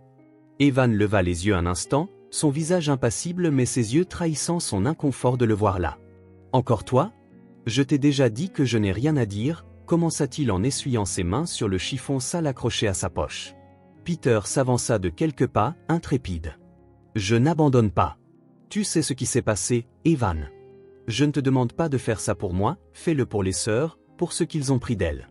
Elle mérite justice, dit-il, la voix pleine de supplication. » Le mécanicien détourna le regard, prétendant se concentrer sur le moteur devant lui. « Tu ne comprends pas ce que tu demandes, Peter. Ce n'est pas si simple. Ils ne sont pas des gens que tu peux confronter en face et t'en sortir indemne, » répondit Evan, sa voix chargée de lassitude et de peur. Peter serra les poings, sentant la frustration bouillonner dans sa gorge. « Tu penses que je ne sais pas ? J'ai déjà tout perdu, ma liberté, ma dignité. Maintenant, je ne me retrouve qu'avec la vérité et toi, tu es la seule personne qui peut m'aider à la trouver, insista Peter, les yeux fixés sur l'homme qui semblait incapable de le regarder directement. Evan ricana en se tournant de nouveau vers le moteur comme s'il voulait mettre fin à la conversation. C'est inutile, Peter. Si j'ouvre la bouche, ils viendront après moi et je ne suis pas prêt à risquer ma vie pour quelque chose qui appartient déjà au passé, dit-il avec un ton frôlant le désespoir. Peter ressentit la douleur des mots, mais réalisa aussi qu'Evan n'était pas totalement honnête avec lui-même. Tu as risqué ta vie une fois quand ils t'ont forcé à faire quelque chose, n'est-ce pas? Tu savais que quelque chose de terrible pourrait arriver, dit-il, essayant d'atteindre la conscience qu'Evan semblait enterrer. Le mécanicien laissa tomber les outils avec un fracas, ses épaules tendues comme s'il portait le poids de nombreuses années de culpabilité. Je ne savais pas que ça finirait comme ça. Je ne savais pas qu'elle mourrait, cria-t-il en se tournant vers Peter avec des yeux remplis d'un mélange de colère et de remords.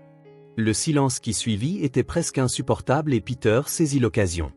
Si tu ne le savais pas avant, maintenant tu le sais et tu sais que tu as le pouvoir de changer tout ça. S'il te plaît, Evan, aide-moi à y mettre fin, implora-t-il en faisant un pas de plus vers lui. Evan prit une profonde inspiration, semblant lutter contre quelque chose en lui. Il abaissa finalement les yeux, retournant au banc de travail et prenant une clé à molette. Il la fit tourner distraitement dans ses mains. « Je ne peux pas maintenant. Tu ne comprends pas ce dans quoi tu t'embarques, marmonna-t-il comme si les mots étaient dirigés plus contre lui-même que contre Peter. Mais Peter ne pouvait pas se permettre d'abandonner, pas maintenant. Evan alors? Quand vas-tu arrêter de porter ce fardeau, cette culpabilité qui te consume clairement? Insista-t-il, la détermination dans sa voix coupant à travers le silence de l'atelier. Evan hésita un instant, ses doigts serrant fermement la clé à molette. « Tu penses que c'est facile pour moi ?» rétorqua-t-il, sa voix soudainement élevée. « Chaque jour, je pense à ça, je pense à ce que j'aurais pu faire différemment, mais ça ne change pas le fait que si j'ouvre la bouche maintenant, ma vie sera finie. » Peter s'approcha lentement, essayant de toucher l'humanité qu'il savait encore exister en Evan. « Je comprends la peur, Evan, mais ne pas parler n'effacera pas ce qui s'est passé. Ça ne fera que la perpétuer et tu le sais, dit-il, les mots remplis d'urgence. » Le mécanicien laissa tomber la clé à molette sur le banc de travail avec un fracas, passant ses mains sur son visage comme s'il voulait effacer les souvenirs qui le tourmentaient. « Tu ne comprends pas de quoi ils sont capables. Ce ne sont pas juste des menaces qu'ils font, j'ai vu ce qui arrive à ceux qui essaient de les défier, dit-il, sa voix maintenant remplie d'une terreur enracinée dans des années de silence. Peter acquiesça mais ne recula pas. « Peut-être que tu as vu ce qu'ils peuvent faire, mais je l'ai vécu. J'ai été en prison pour quelque chose que je n'ai pas fait, Evan. Et pourtant, me voilà, demandant ton aide, pour eux, pas pour moi, dit-il, les yeux fixes. » Peter attrapa un morceau de papier dans sa poche, ses mains tremblant légèrement alors qu'il écrivait. Chaque mot semblait porter le poids de sa détermination. « Si tu ne peux pas m'aider maintenant, alors au moins considère ça, dit-il en tendant la note à Evan. Le mécanicien regarda le papier comme s'il s'agissait d'un objet dangereux, hésitant avant de le prendre. « Qu'est-ce que c'est ?» demanda-t-il en gardant son regard fixé sur l'écriture précipitée de Peter. « L'emplacement et l'heure où je les confronterai. J'ai besoin que tu sois là. Tu es la seule personne qui peut confirmer ce qui s'est vraiment passé, expliqua Peter, sa voix basse mais chargée d'émotion. Evan tenait la note, ses doigts serrant le papier comme s'il voulait l'écraser sur le champ. « Et si je ne viens pas? Si j'ignore ça, as-tu un plan B ?» demanda-t-il en essayant de cacher son nervosité. Peter prit une profonde inspiration avant de répondre. « Non, Evan, je n'en ai pas, parce que tu es la clé. Si tu ne viens pas, tout cela sera en vain, mais je crois que tu seras là parce que je sais que tu veux que ça se termine aussi, dit-il, sa voix pleine de confiance qu'Evan ne semblait pas partager. Le mécanicien secoua lentement la tête, l'indécision claire dans chaque mouvement. « Je ne peux rien promettre, tu demandes trop, peut-être plus que ce que je peux donner, dit-il en rangeant la note dans sa poche avec un geste automatique. Peter sentit la frustration monter mais savait que pousser plus fort pourrait faire qu'Evan se retire complètement. « J'ai juste besoin d'une chance. Pense Y, s'il te plaît, juste pense Y, dit-il, sa voix presque un murmure. Evan ne répondit pas, se tournant simplement vers le moteur comme s'il voulait se cacher dans le travail. Peter le regarda un instant, essayant de déchiffrer ce qui se passait dans son esprit. « Je sais que tu as peur, mais leur peur est leur plus grande arme. Si tu montres du courage, tu peux inspirer les autres à faire de même, dit-il, essayant encore une fois d'atteindre ce qui restait de la conscience du mécanicien.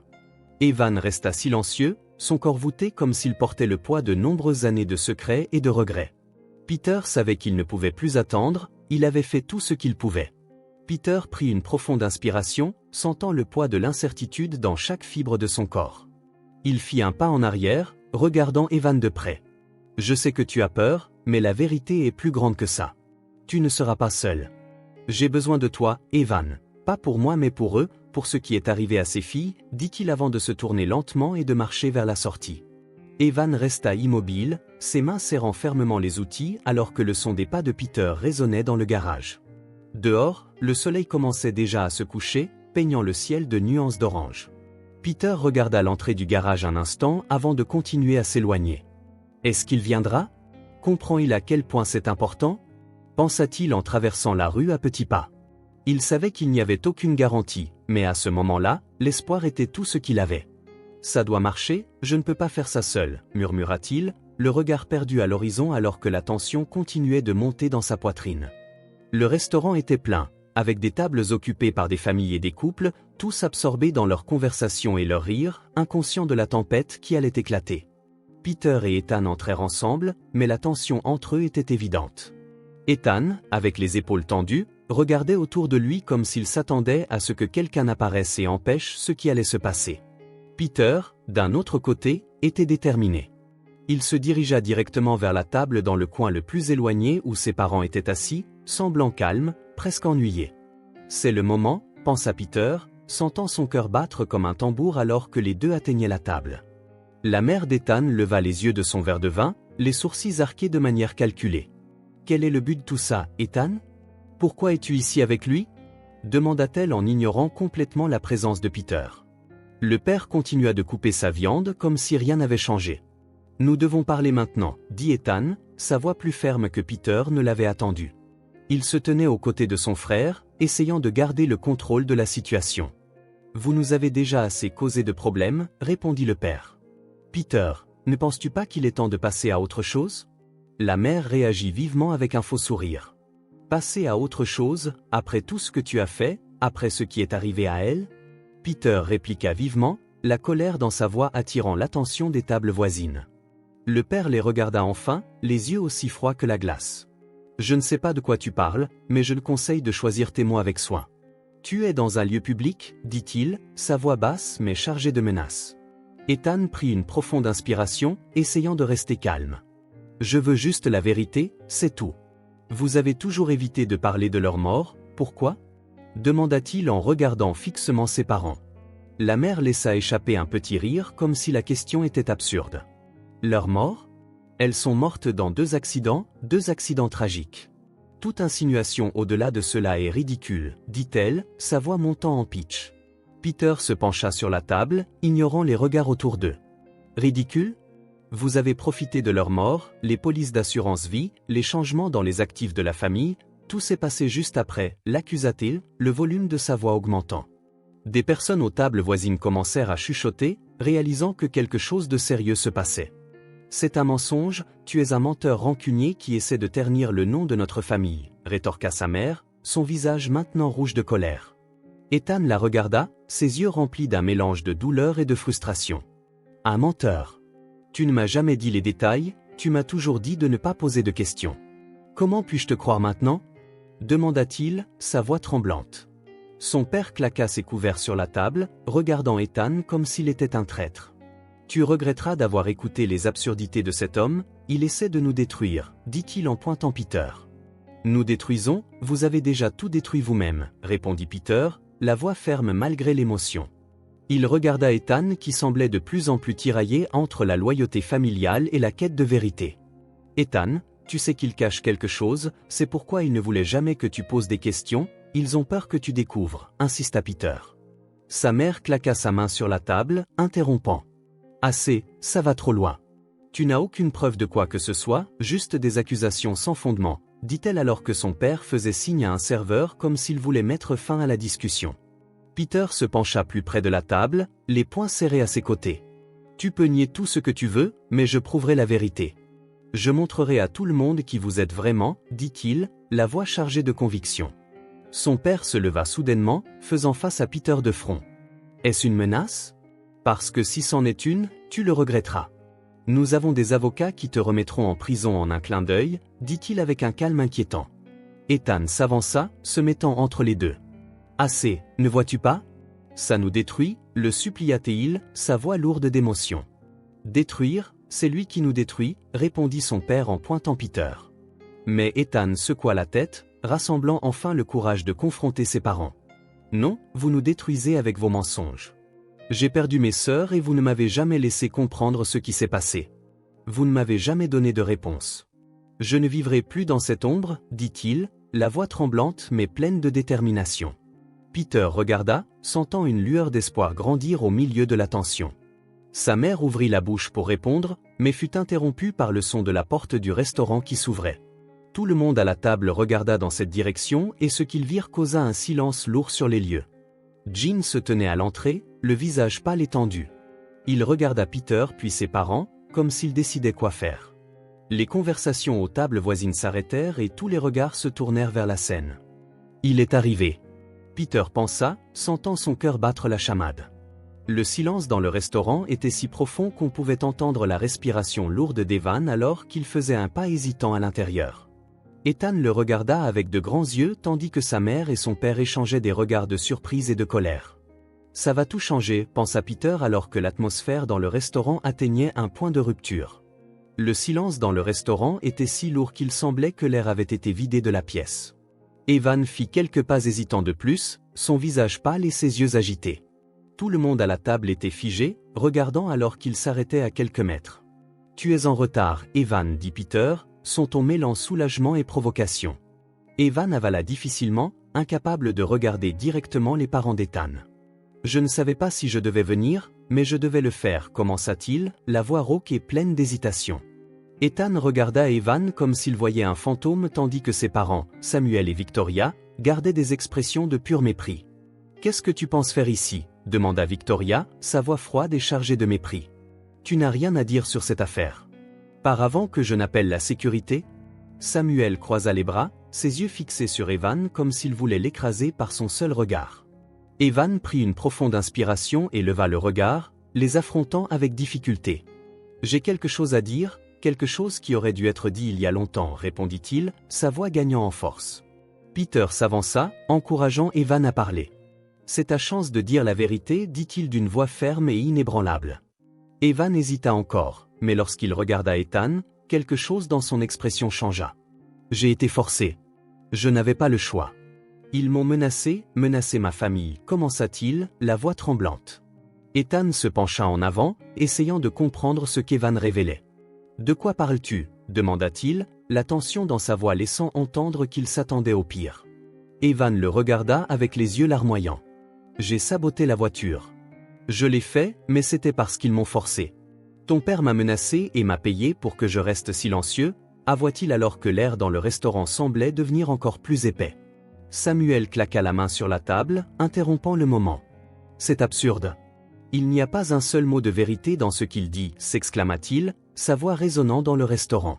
Victoria se leva, pointant un doigt accusateur vers Evan. « Tu es un menteur, tu inventes tout ça parce que tu veux nous faire du mal, cria-t-elle, mais la panique dans ses yeux la trahit. Ethan se leva, regardant ses parents avec un mélange de colère et d'incrédulité. « Pourquoi êtes-vous si désespérés ? S'il ment, pourquoi ne le laissez-vous pas finir ?» demanda-t-il, sa voix montant. Evan recula d'un pas, mais Peter l'encouragea d'un regard ferme. « Continue, ils ont déjà montré qui ils sont, dit Peter en croisant les bras et en fixant les parents d'Ethan. Evan prit une profonde inspiration et continua, sa voix maintenant plus confiante. « J'ai vérifié la voiture le matin de l'accident, tout était en ordre, mais quelques heures plus tard, ton père m'a appelé et m'a demandé de relâcher le frein à main et d'endommager les pneus. Il a dit que si je ne le faisais pas, quelque chose de grave arriverait à moi et à ma famille, dit-il, la douleur évidente dans chaque mot. Ethan regarda son père, les yeux remplis de larmes et de colère. « Est-ce vrai, papa ? Tu as fait ça ?» demanda-t-il, la voix lourde de douleur. Samuel secoua la tête, un sourire sarcastique sur le visage. « Ne sois pas ridicule, Ethan. Il essaie de nous manipuler. »« C'est un piège, répondit-il, mais sa voix manquait de la même fermeté qu'avant. Victoria tenta d'intervenir en posant une main sur le bras d'Ethan. « Fils, tu ne peux pas croire cet homme. Il est payé pour mentir, dit-elle, mais Ethan lui arracha la main d'un geste brusque. Je ne veux plus entendre tes mensonges. Toute ma vie a été construite sur des mensonges, n'est-ce pas? Tu as caché la vérité sur mes sœurs et maintenant ça, cria Ethan, sa voix résonnant dans le restaurant. Peter regarda autour de lui, remarquant que les clients commençaient à murmurer entre eux, certains sortant même leur téléphone pour enregistrer. La vérité sort et vous ne pouvez rien faire pour l'arrêter, dit Peter en pointant Samuel et Victoria. Victoria regarda autour d'elle, réalisant l'intérêt croissant des gens dans le restaurant. Vous deux, vous ruinez cette famille avec ces accusations infondées. C'est une trahison, cria-t-elle, essayant de garder le contrôle. Cependant, Evan semblait déterminé à terminer ce qu'il avait commencé. Je l'ai gardé pour moi pendant des années. Je suis resté silencieux parce que j'avais peur, mais je ne peux plus vivre comme ça, pas après tout ce qui s'est passé, dit-il en regardant directement Ethan. Je suis désolé d'avoir échoué tes sœurs et de t'avoir échoué, ajouta-t-il, sa voix se nouant. La tension atteignit son paroxysme lorsqu'un client au fond du restaurant se leva et déclara « C'est très sérieux, j'appelle la police ». Le bruit de la chaise raclant le sol perça le silence et tous les regards se tournèrent vers lui. Samuel et Victoria échangèrent un regard rapide, la peur évidente sur leur visage. Peter observa Samuel chuchoter quelque chose à Victoria, qui acquiesça avant qu'ils ne se lèvent tous les deux. « Vous ne vous en sortirez pas cette fois », pensa Peter en faisant un pas en avant pour les bloquer, mais Samuel était plus rapide, tirant Victoria vers la sortie arrière. « Ce n'est pas fini, vous entendez ?» cria-t-il par-dessus son épaule en se frayant un chemin entre les tables. Peter regarda Ethan et Evan, qui semblaient tout aussi étourdis, avant de courir après eux. Cependant, le tumulte dans le restaurant le ralentit et il ne parvint à atteindre la porte arrière qu'ils avaient déjà disparu. Peter s'arrêta, haletant alors que les bruits de la rue remplissaient ses oreilles. Il regarda Evan et Ethan, maintenant à ses côtés, tous deux avec des expressions de désespoir. Ils fuient parce qu'ils savent qu'ils sont coupables, mais peu importe la distance qu'ils parcourent, la vérité les rattrapera, dit Peter, la détermination évidente dans chaque mot. Ethan acquiesça lentement tandis qu'Evan semblait enfin comprendre la gravité de son choix. Le son des sirènes au loin indiquait que la police était en route, mais Peter savait que la bataille ne faisait que commencer. Le son des sirènes approchantes apporta une vague de soulagement et de tension à la fois. Peter regarda Ethan et Evan, qui étaient à ses côtés, leur visage exprimant un mélange de soulagement et de peur. « Ils ne s'en sortiront pas cette fois », murmura Peter en serrant les poings alors qu'il regardait les voitures de police se garer devant le restaurant. Les clients murmuraient entre eux, certains encore avec leur téléphone en main, enregistrant chaque instant. « Ce n'est pas seulement la justice pour moi, c'est pour mes sœurs et tout ce qu'ils nous ont pris, pensa Peter, les yeux fixés sur la porte arrière. Les officiers entrèrent dans le restaurant, armés de l'autorité que la situation exigeait. « Nous avons reçu un rapport. »« Où sont les suspects ?» demanda l'un des officiers d'une voix ferme et tranchante. Peter pointa la porte arrière tandis que les clients faisaient de même, hochant la tête et murmurant qu'ils avaient essayé de fuir mais qu'ils ne pouvaient pas être loin. Ethan resta immobile, respirant lourdement, tandis qu'Evan regardait simplement, la peur évidente dans ses yeux. Quelques minutes plus tard, les officiers revinrent, ramenant Samuel et Victoria dans le restaurant, leurs attitudes mêlant colère et humiliation. « C'est ridicule, nous n'avons rien fait de mal », cria Victoria, essayant de se libérer de la poigne de l'officier.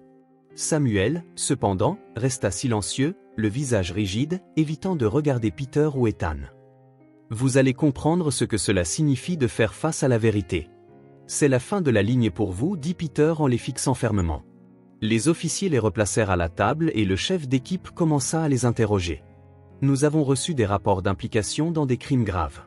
Il y a des témoins prêts à témoigner ici et maintenant, les informa-t-il en regardant directement Samuel et Victoria. Victoria ouvrit la bouche pour protester, mais l'officier leva la main pour la faire taire. Nous vous suggérons d'attendre votre tour pour parler. Tout ce qui est dit ici peut et sera utilisé contre vous, ajouta-t-il, son ton sévère. Peter s'avança, tenant Ethan par le bras, qui semblait sur le point de perdre son calme. Il a quelque chose à dire. Il a tout perdu à cause d'eux, dit Peter, sa voix résonnant dans le restaurant. Ethan regarda ses parents, les yeux remplis de larmes, mais sa voix se stabilisa finalement. J'ai toujours su que quelque chose n'allait pas. Vous avez tout caché, vous ne m'avez jamais dit la vérité sur la mort de mes sœurs, commença-t-il, la voix chargée d'émotion. Victoria leva les yeux au ciel en laissant échapper un rire nerveux. Tu n'as aucune idée de ce que tu dis, Ethan. Ils te font du poison contre ta propre famille, s'exclama-t-elle, mais Samuel l'interrompit avec un geste brusque. Ne l'aide pas, Victoria. Ne rends pas les choses pires, murmura-t-il, sa voix révélant enfin un ton de défaite. Peter saisit le moment de faiblesse pour intervenir. Ils savent ce qu'ils ont fait. Ils essaient juste de protéger ce qui reste de leur mensonge, dit-il en les fixant intensément. Evan, qui était resté silencieux jusqu'à présent, trouva enfin sa voix. J'ai été forcé de saboter cette voiture. Ils m'ont payé et ont menacé ma famille. J'ai porté cette culpabilité pendant des années, mais je ne peux plus, déclara-t-il, sa voix tremblante mais résolue. Tous les regards se tournèrent vers lui et le restaurant sembla retenir son souffle. Victoria secoua la tête en colère et se leva. Tu es un menteur, tu inventes tout ça parce que tu veux te venger, cria-t-elle, mais l'officier le plus proche la fit se rasseoir. Samuel éclata enfin, pointant du doigt Victoria. Arrête d'essayer de tout contrôler, Victoria. Tu as toujours été le cerveau derrière tout ça. Je faisais juste ce que tu me disais, cria-t-il, la voix pleine de frustration. Un choc parcourut tous les membres de la table, y compris Ethan, qui recula comme s'il avait été frappé physiquement. Que dis-tu, papa? Tu savais ce qui se passait, demanda-t-il, la voix tremblante. Victoria resta momentanément sans voix avant de reprendre son calme. Ne me blâme pas pour tes erreurs, Samuel. Tu as participé à tout ça parce que tu voulais de l'argent autant que moi, rétorqua-t-elle, sa voix chargée de mépris. Peter observa cet échange, ressentant un mélange de satisfaction et de dégoût. Ils s'effondrent, ils montrent enfin qui ils sont vraiment, pensa-t-il tandis qu'Ethan couvrait son visage avec ses mains, incapable de tout comprendre. Tous les officiers continuèrent de prendre des notes tandis que Peter, Ethan et Evan renforçaient leurs témoignages. C'est fini, ils ne peuvent plus s'échapper, pensa Peter en regardant Samuel et Victoria, désormais plongés dans un silence tendu, incapables de maintenir leur mensonge. L'un des officiers s'approcha, posant une main sur l'épaule d'Ethan. « Tu dois te calmer, gamin. » « Tu as l'air pâle, dit-il, mais Ethan secoua simplement la tête. « Je n'arrive pas à croire que cela se passe. »« Ma propre famille, commença-t-il, mais sa voix faiblit. Il tenta de se lever, mais ses jambes fléchirent et il tomba en arrière dans la chaise. Peter se précipita pour le retenir, mais ce ne fut pas assez rapide. Ethan s'évanouit, la tête s'inclinant sur le côté alors que la panique s'emparait de Peter. « Quelqu'un appelle une ambulance. Il a besoin d'aide maintenant, » cria Peter, sa voix résonnant dans le restaurant. L'officier le plus proche attrapa la radio, demandant une ambulance immédiatement. Peter tenait Ethan, son cœur battant erratiquement alors qu'il regardait le visage pâle de son frère. Il ne peut pas abandonner maintenant. Nous sommes si proches de la vérité, pensa Peter en essayant de rester calme. Au loin, il entendit les sirènes approcher de nouveau, apportant une nouvelle vague de tension et d'espoir pour ce qui était encore à venir. Les lumières blanches éclatantes de l'hôpital reflétaient la nervosité de Peter alors qu'il attendait devant la salle d'urgence. Ethan avait été transporté d'urgence par les ambulanciers et depuis, Peter n'avait reçu aucune nouvelle. Il faisait les 100 pas, sentant le poids de la responsabilité et de la culpabilité à chaque pas résonnant dans le couloir silencieux tandis que son esprit tournait en tourbillon de pensées. « Si j'avais agi différemment, si j'avais réalisé » murmura-t-il en se tenant le visage dans les mains. Il se força à s'asseoir dans l'une des chaises en plastique dur, mais l'inconfort du siège reflétait le malaise de son esprit. Il regarda les autres personnes dans le couloir, des visages inconnus, chacun traitant ses propres soucis, ce qui le faisait se sentir encore plus seul.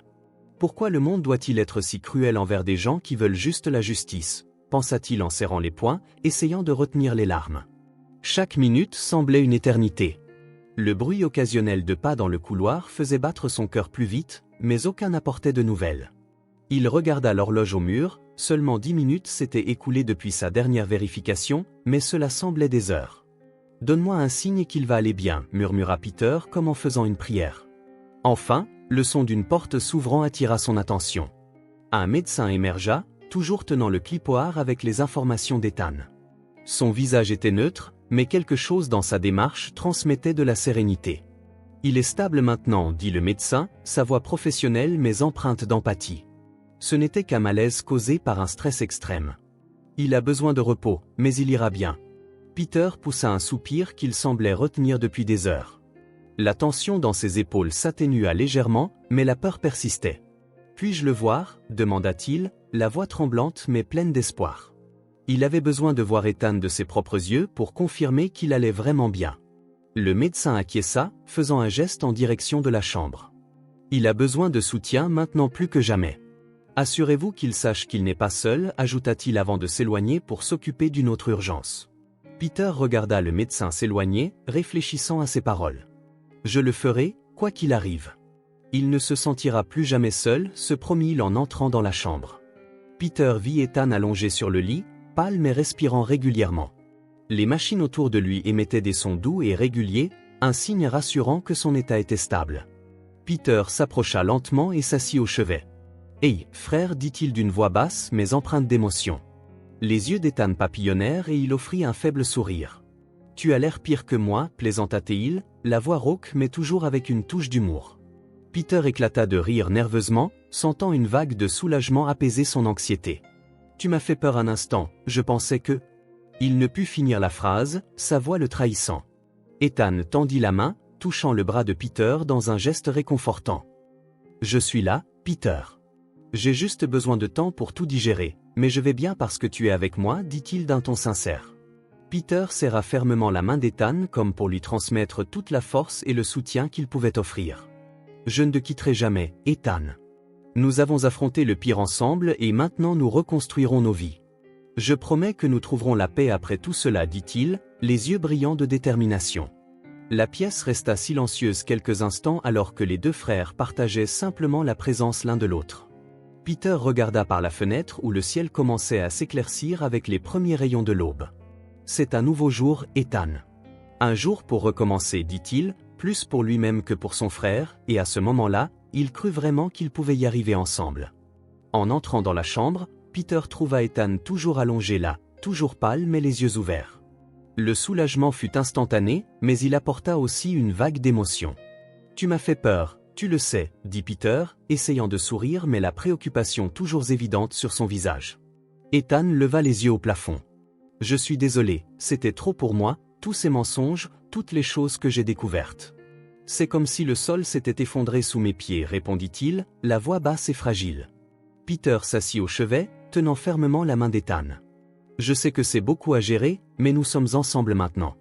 Ils ne peuvent plus nous faire de mal » dit-il. « Ethan, pas après tout ce que nous avons traversé » ajouta-t-il avec sincérité.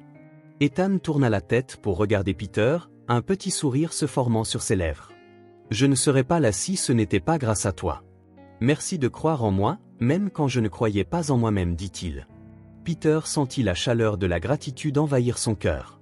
Quelques jours plus tard, Ethan fut autorisé à sortir et Peter le conduisit dans son nouveau chez-soi. Bien que modeste, l'environnement était accueillant et représentait un nouveau départ. « C'est incroyable, fille. Tu changes des vies, tout comme tu as changé la mienne » répondit Ethan en regardant autour de lui. Peter sourit, sentant le poids des derniers jours commencer enfin à se dissiper. « C'est juste le début. Nous avons encore beaucoup à reconstruire, mais maintenant nous avons quelque chose que nous n'avions jamais eu auparavant. La vérité » répondit-il en regardant Ethan avec détermination. Un matin, Ethan reçut un message de Peter lui demandant de le rencontrer dans une église voisine. Intrigué, il se rendit à l'endroit où il trouva Peter assis sur l'un des bancs, regardant l'autel avec une expression de paix. « J'avais besoin d'un endroit pour réfléchir, pour donner un sens à tout ce qui s'est passé et pour remercier que nous ayons survécu à tout ça » dit Peter en remarquant la présence d'Ethan. Ethan s'assit à côté de lui, sentant la calme de l'environnement l'envelopper. « Je voulais te remercier, Peter, pas seulement d'avoir combattu pour moi, mais d'avoir montré que la vérité est toujours le bon chemin, même quand ça fait mal » dit Ethan, sa voix chargée d'émotion.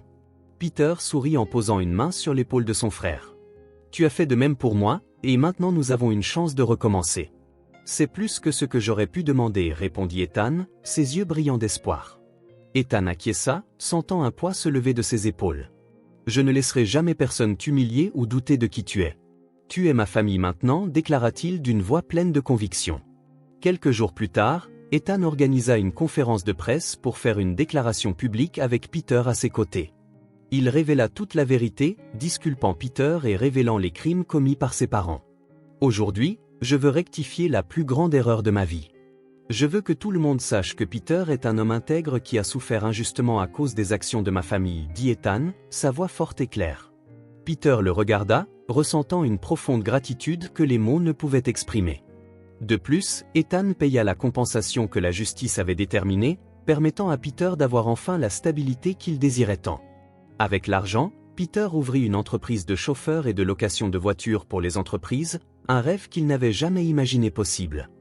Il choisit un bâtiment simple mais fonctionnel pour abriter le siège de sa nouvelle entreprise. L'endroit était éclairé par de grandes fenêtres laissant la lumière naturelle envahir les espaces, tandis que des meubles pratiques et modernes donnaient à l'espace une ambiance professionnelle. Maintenant, je peux donner des emplois à des gens qui, comme moi, ont besoin d'une seconde chance, dit Peter en montrant à Ethan la salle principale où quelques employés organisaient déjà des documents. L'un des employés, un homme d'âge moyen avec un regard timide, salua Peter d'un signe de tête respectueux. Peter répondit avec un sourire sincère. « As-tu vu celui-là ? C'est Evan. Il a tout perdu il y a quelques années, mais le voilà, reconstruisant sa vie tout comme je l'ai fait avec la mienne, expliqua Peter, la fierté évidente dans sa voix. L'éclat dans les yeux de Peter était inconfondable alors qu'il regardait autour de lui, observant ce qu'il avait construit. Peux-tu croire que tout cela a commencé avec une simple idée ? Je voulais juste aider et prouver que j'étais capable de quelque chose de plus, ajouta-t-il émotionnellement, faisant une pause pour regarder Ethan absorber chaque détail de l'endroit. Je me souviens encore de la sensation d'être personne, de ne rien avoir. Cela me donne la force de continuer. C'est incroyable. Tu changes des vies tout comme tu as changé la mienne, répondit Ethan en regardant autour de lui et en remarquant l'attention portée à chaque détail. Il jeta un coup d'œil aux bureaux organisés, aux feuilles de calcul soigneusement vérifiées et aux petits tableaux d'affichage où des phrases motivantes étaient accrochées. Et tu sais ce qui est encore plus impressionnant ? Le fait que tu as transformé la douleur en force. Ce n'est pas quelque chose que tout le monde peut faire, ajouta-t-il. Peter rit doucement en secouant la tête comme s'il essayait de comprendre à quel point sa vie avait changé. La douleur nous façonne, Ethan, mais le choix d'avancer est le nôtre. J'ai choisi de ne pas les laisser me définir pour toujours, dit-il en pointant un cadre au mur portant le nom de l'entreprise, Nova Hornada Service. Les mots étaient en grandes lettres élégantes, entourés d'images de voitures symbolisant le nouveau départ de Peter. Ce nom est parfait. Il représente exactement ce que tu es, un homme qui a commencé un nouveau voyage, non seulement pour lui-même mais pour tous ceux qui croisent son chemin, commenta Ethan en posant sa main sur l'épaule de Peter. Et tu sais ce qui est encore mieux ? Tu m'inspires à faire de même. J'ai encore beaucoup à apprendre de toi, mon frère. Peter sourit, mais le regard sur son visage était sérieux. Tu as la force en toi, Ethan.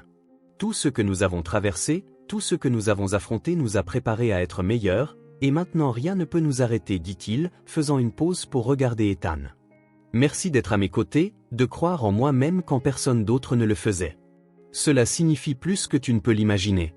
Alors qu'il traversait l'entreprise, Peter montra une salle à l'arrière. C'est ici que tout se passe. Nous prévoyons de nous étendre, mais pour l'instant, c'est déjà plus que je n'aurais jamais pu rêver, dit-il en ouvrant la porte, révélant une salle de réunion simple avec une table en bois clair et des chaises confortables. Une carte de la ville était épinglée au mur avec des marquages des zones potentielles d'opération. Tu as une vision, Peter, et tu as quelque chose que peu de gens ont, le courage de transformer cette vision en réalité, dit Ethan, admirant. Je vois que tu ne crées pas juste une entreprise, tu crées un héritage, et cet héritage est quelque chose que personne ne peut te retirer, ajouta-t-il. Peter acquiesça, ému, alors que les deux quittaient la salle de réunion. Et dire que tout a commencé quand je pensais que ma vie était finie. Maintenant, je vois que ce n'était que le début de quelque chose de plus grand, dit-il en regardant de nouveau le cadre avec le nom de l'entreprise. Cet endroit n'est pas seulement à moi, c'est pour tous ceux qui croient aux secondes chances. À la fin de cette journée, Peter et Ethan s'assirent dans le jardin de la maison confortable que Peter appelait maintenant la sienne. Le jardin était spacieux, avec des fleurs soigneusement plantées le long d'un petit chemin en pierre menant à une table rustique où ils s'installèrent. L'odeur de l'herbe fraîche se mêlait à l'arôme sucré des fleurs, créant une atmosphère de paix qu'ils n'avaient pas connue depuis longtemps. Alors que le soleil se couchait à l'horizon, teignant le ciel de nuances d'orange et de rose, ils réfléchissaient à tout ce qu'ils avaient traversé. Enfin, nous sommes libres, Ethan. Libres de vivre nos vies comme nous le voulons, sans peur, sans mensonge, dit Peter en levant un verre en un toast symbolique. Et tu sais ce dont je suis le plus fier, continua-t-il en regardant directement Ethan, c'est que malgré tout, nous avons réussi à protéger ce qui compte vraiment, notre dignité et notre vérité. Ethan sourit, levant également son verre alors que le reflet du coucher de soleil illuminait son visage. Et ce n'est que le début. Nous avons encore beaucoup à accomplir, mais maintenant je sais que nous pouvons le faire ensemble, répondit-il, sa voix remplie d'espoir. Il regarda Peter. Pendant un instant, le silence entre eux fut rempli seulement par le son du vent doux dans les arbres. Merci, Peter. Merci de n'avoir jamais abandonné, même quand tout le monde avait perdu foi, dit-il. Et ainsi, Peter trouva non seulement la vérité mais aussi une nouvelle famille et un avenir plein de possibilités.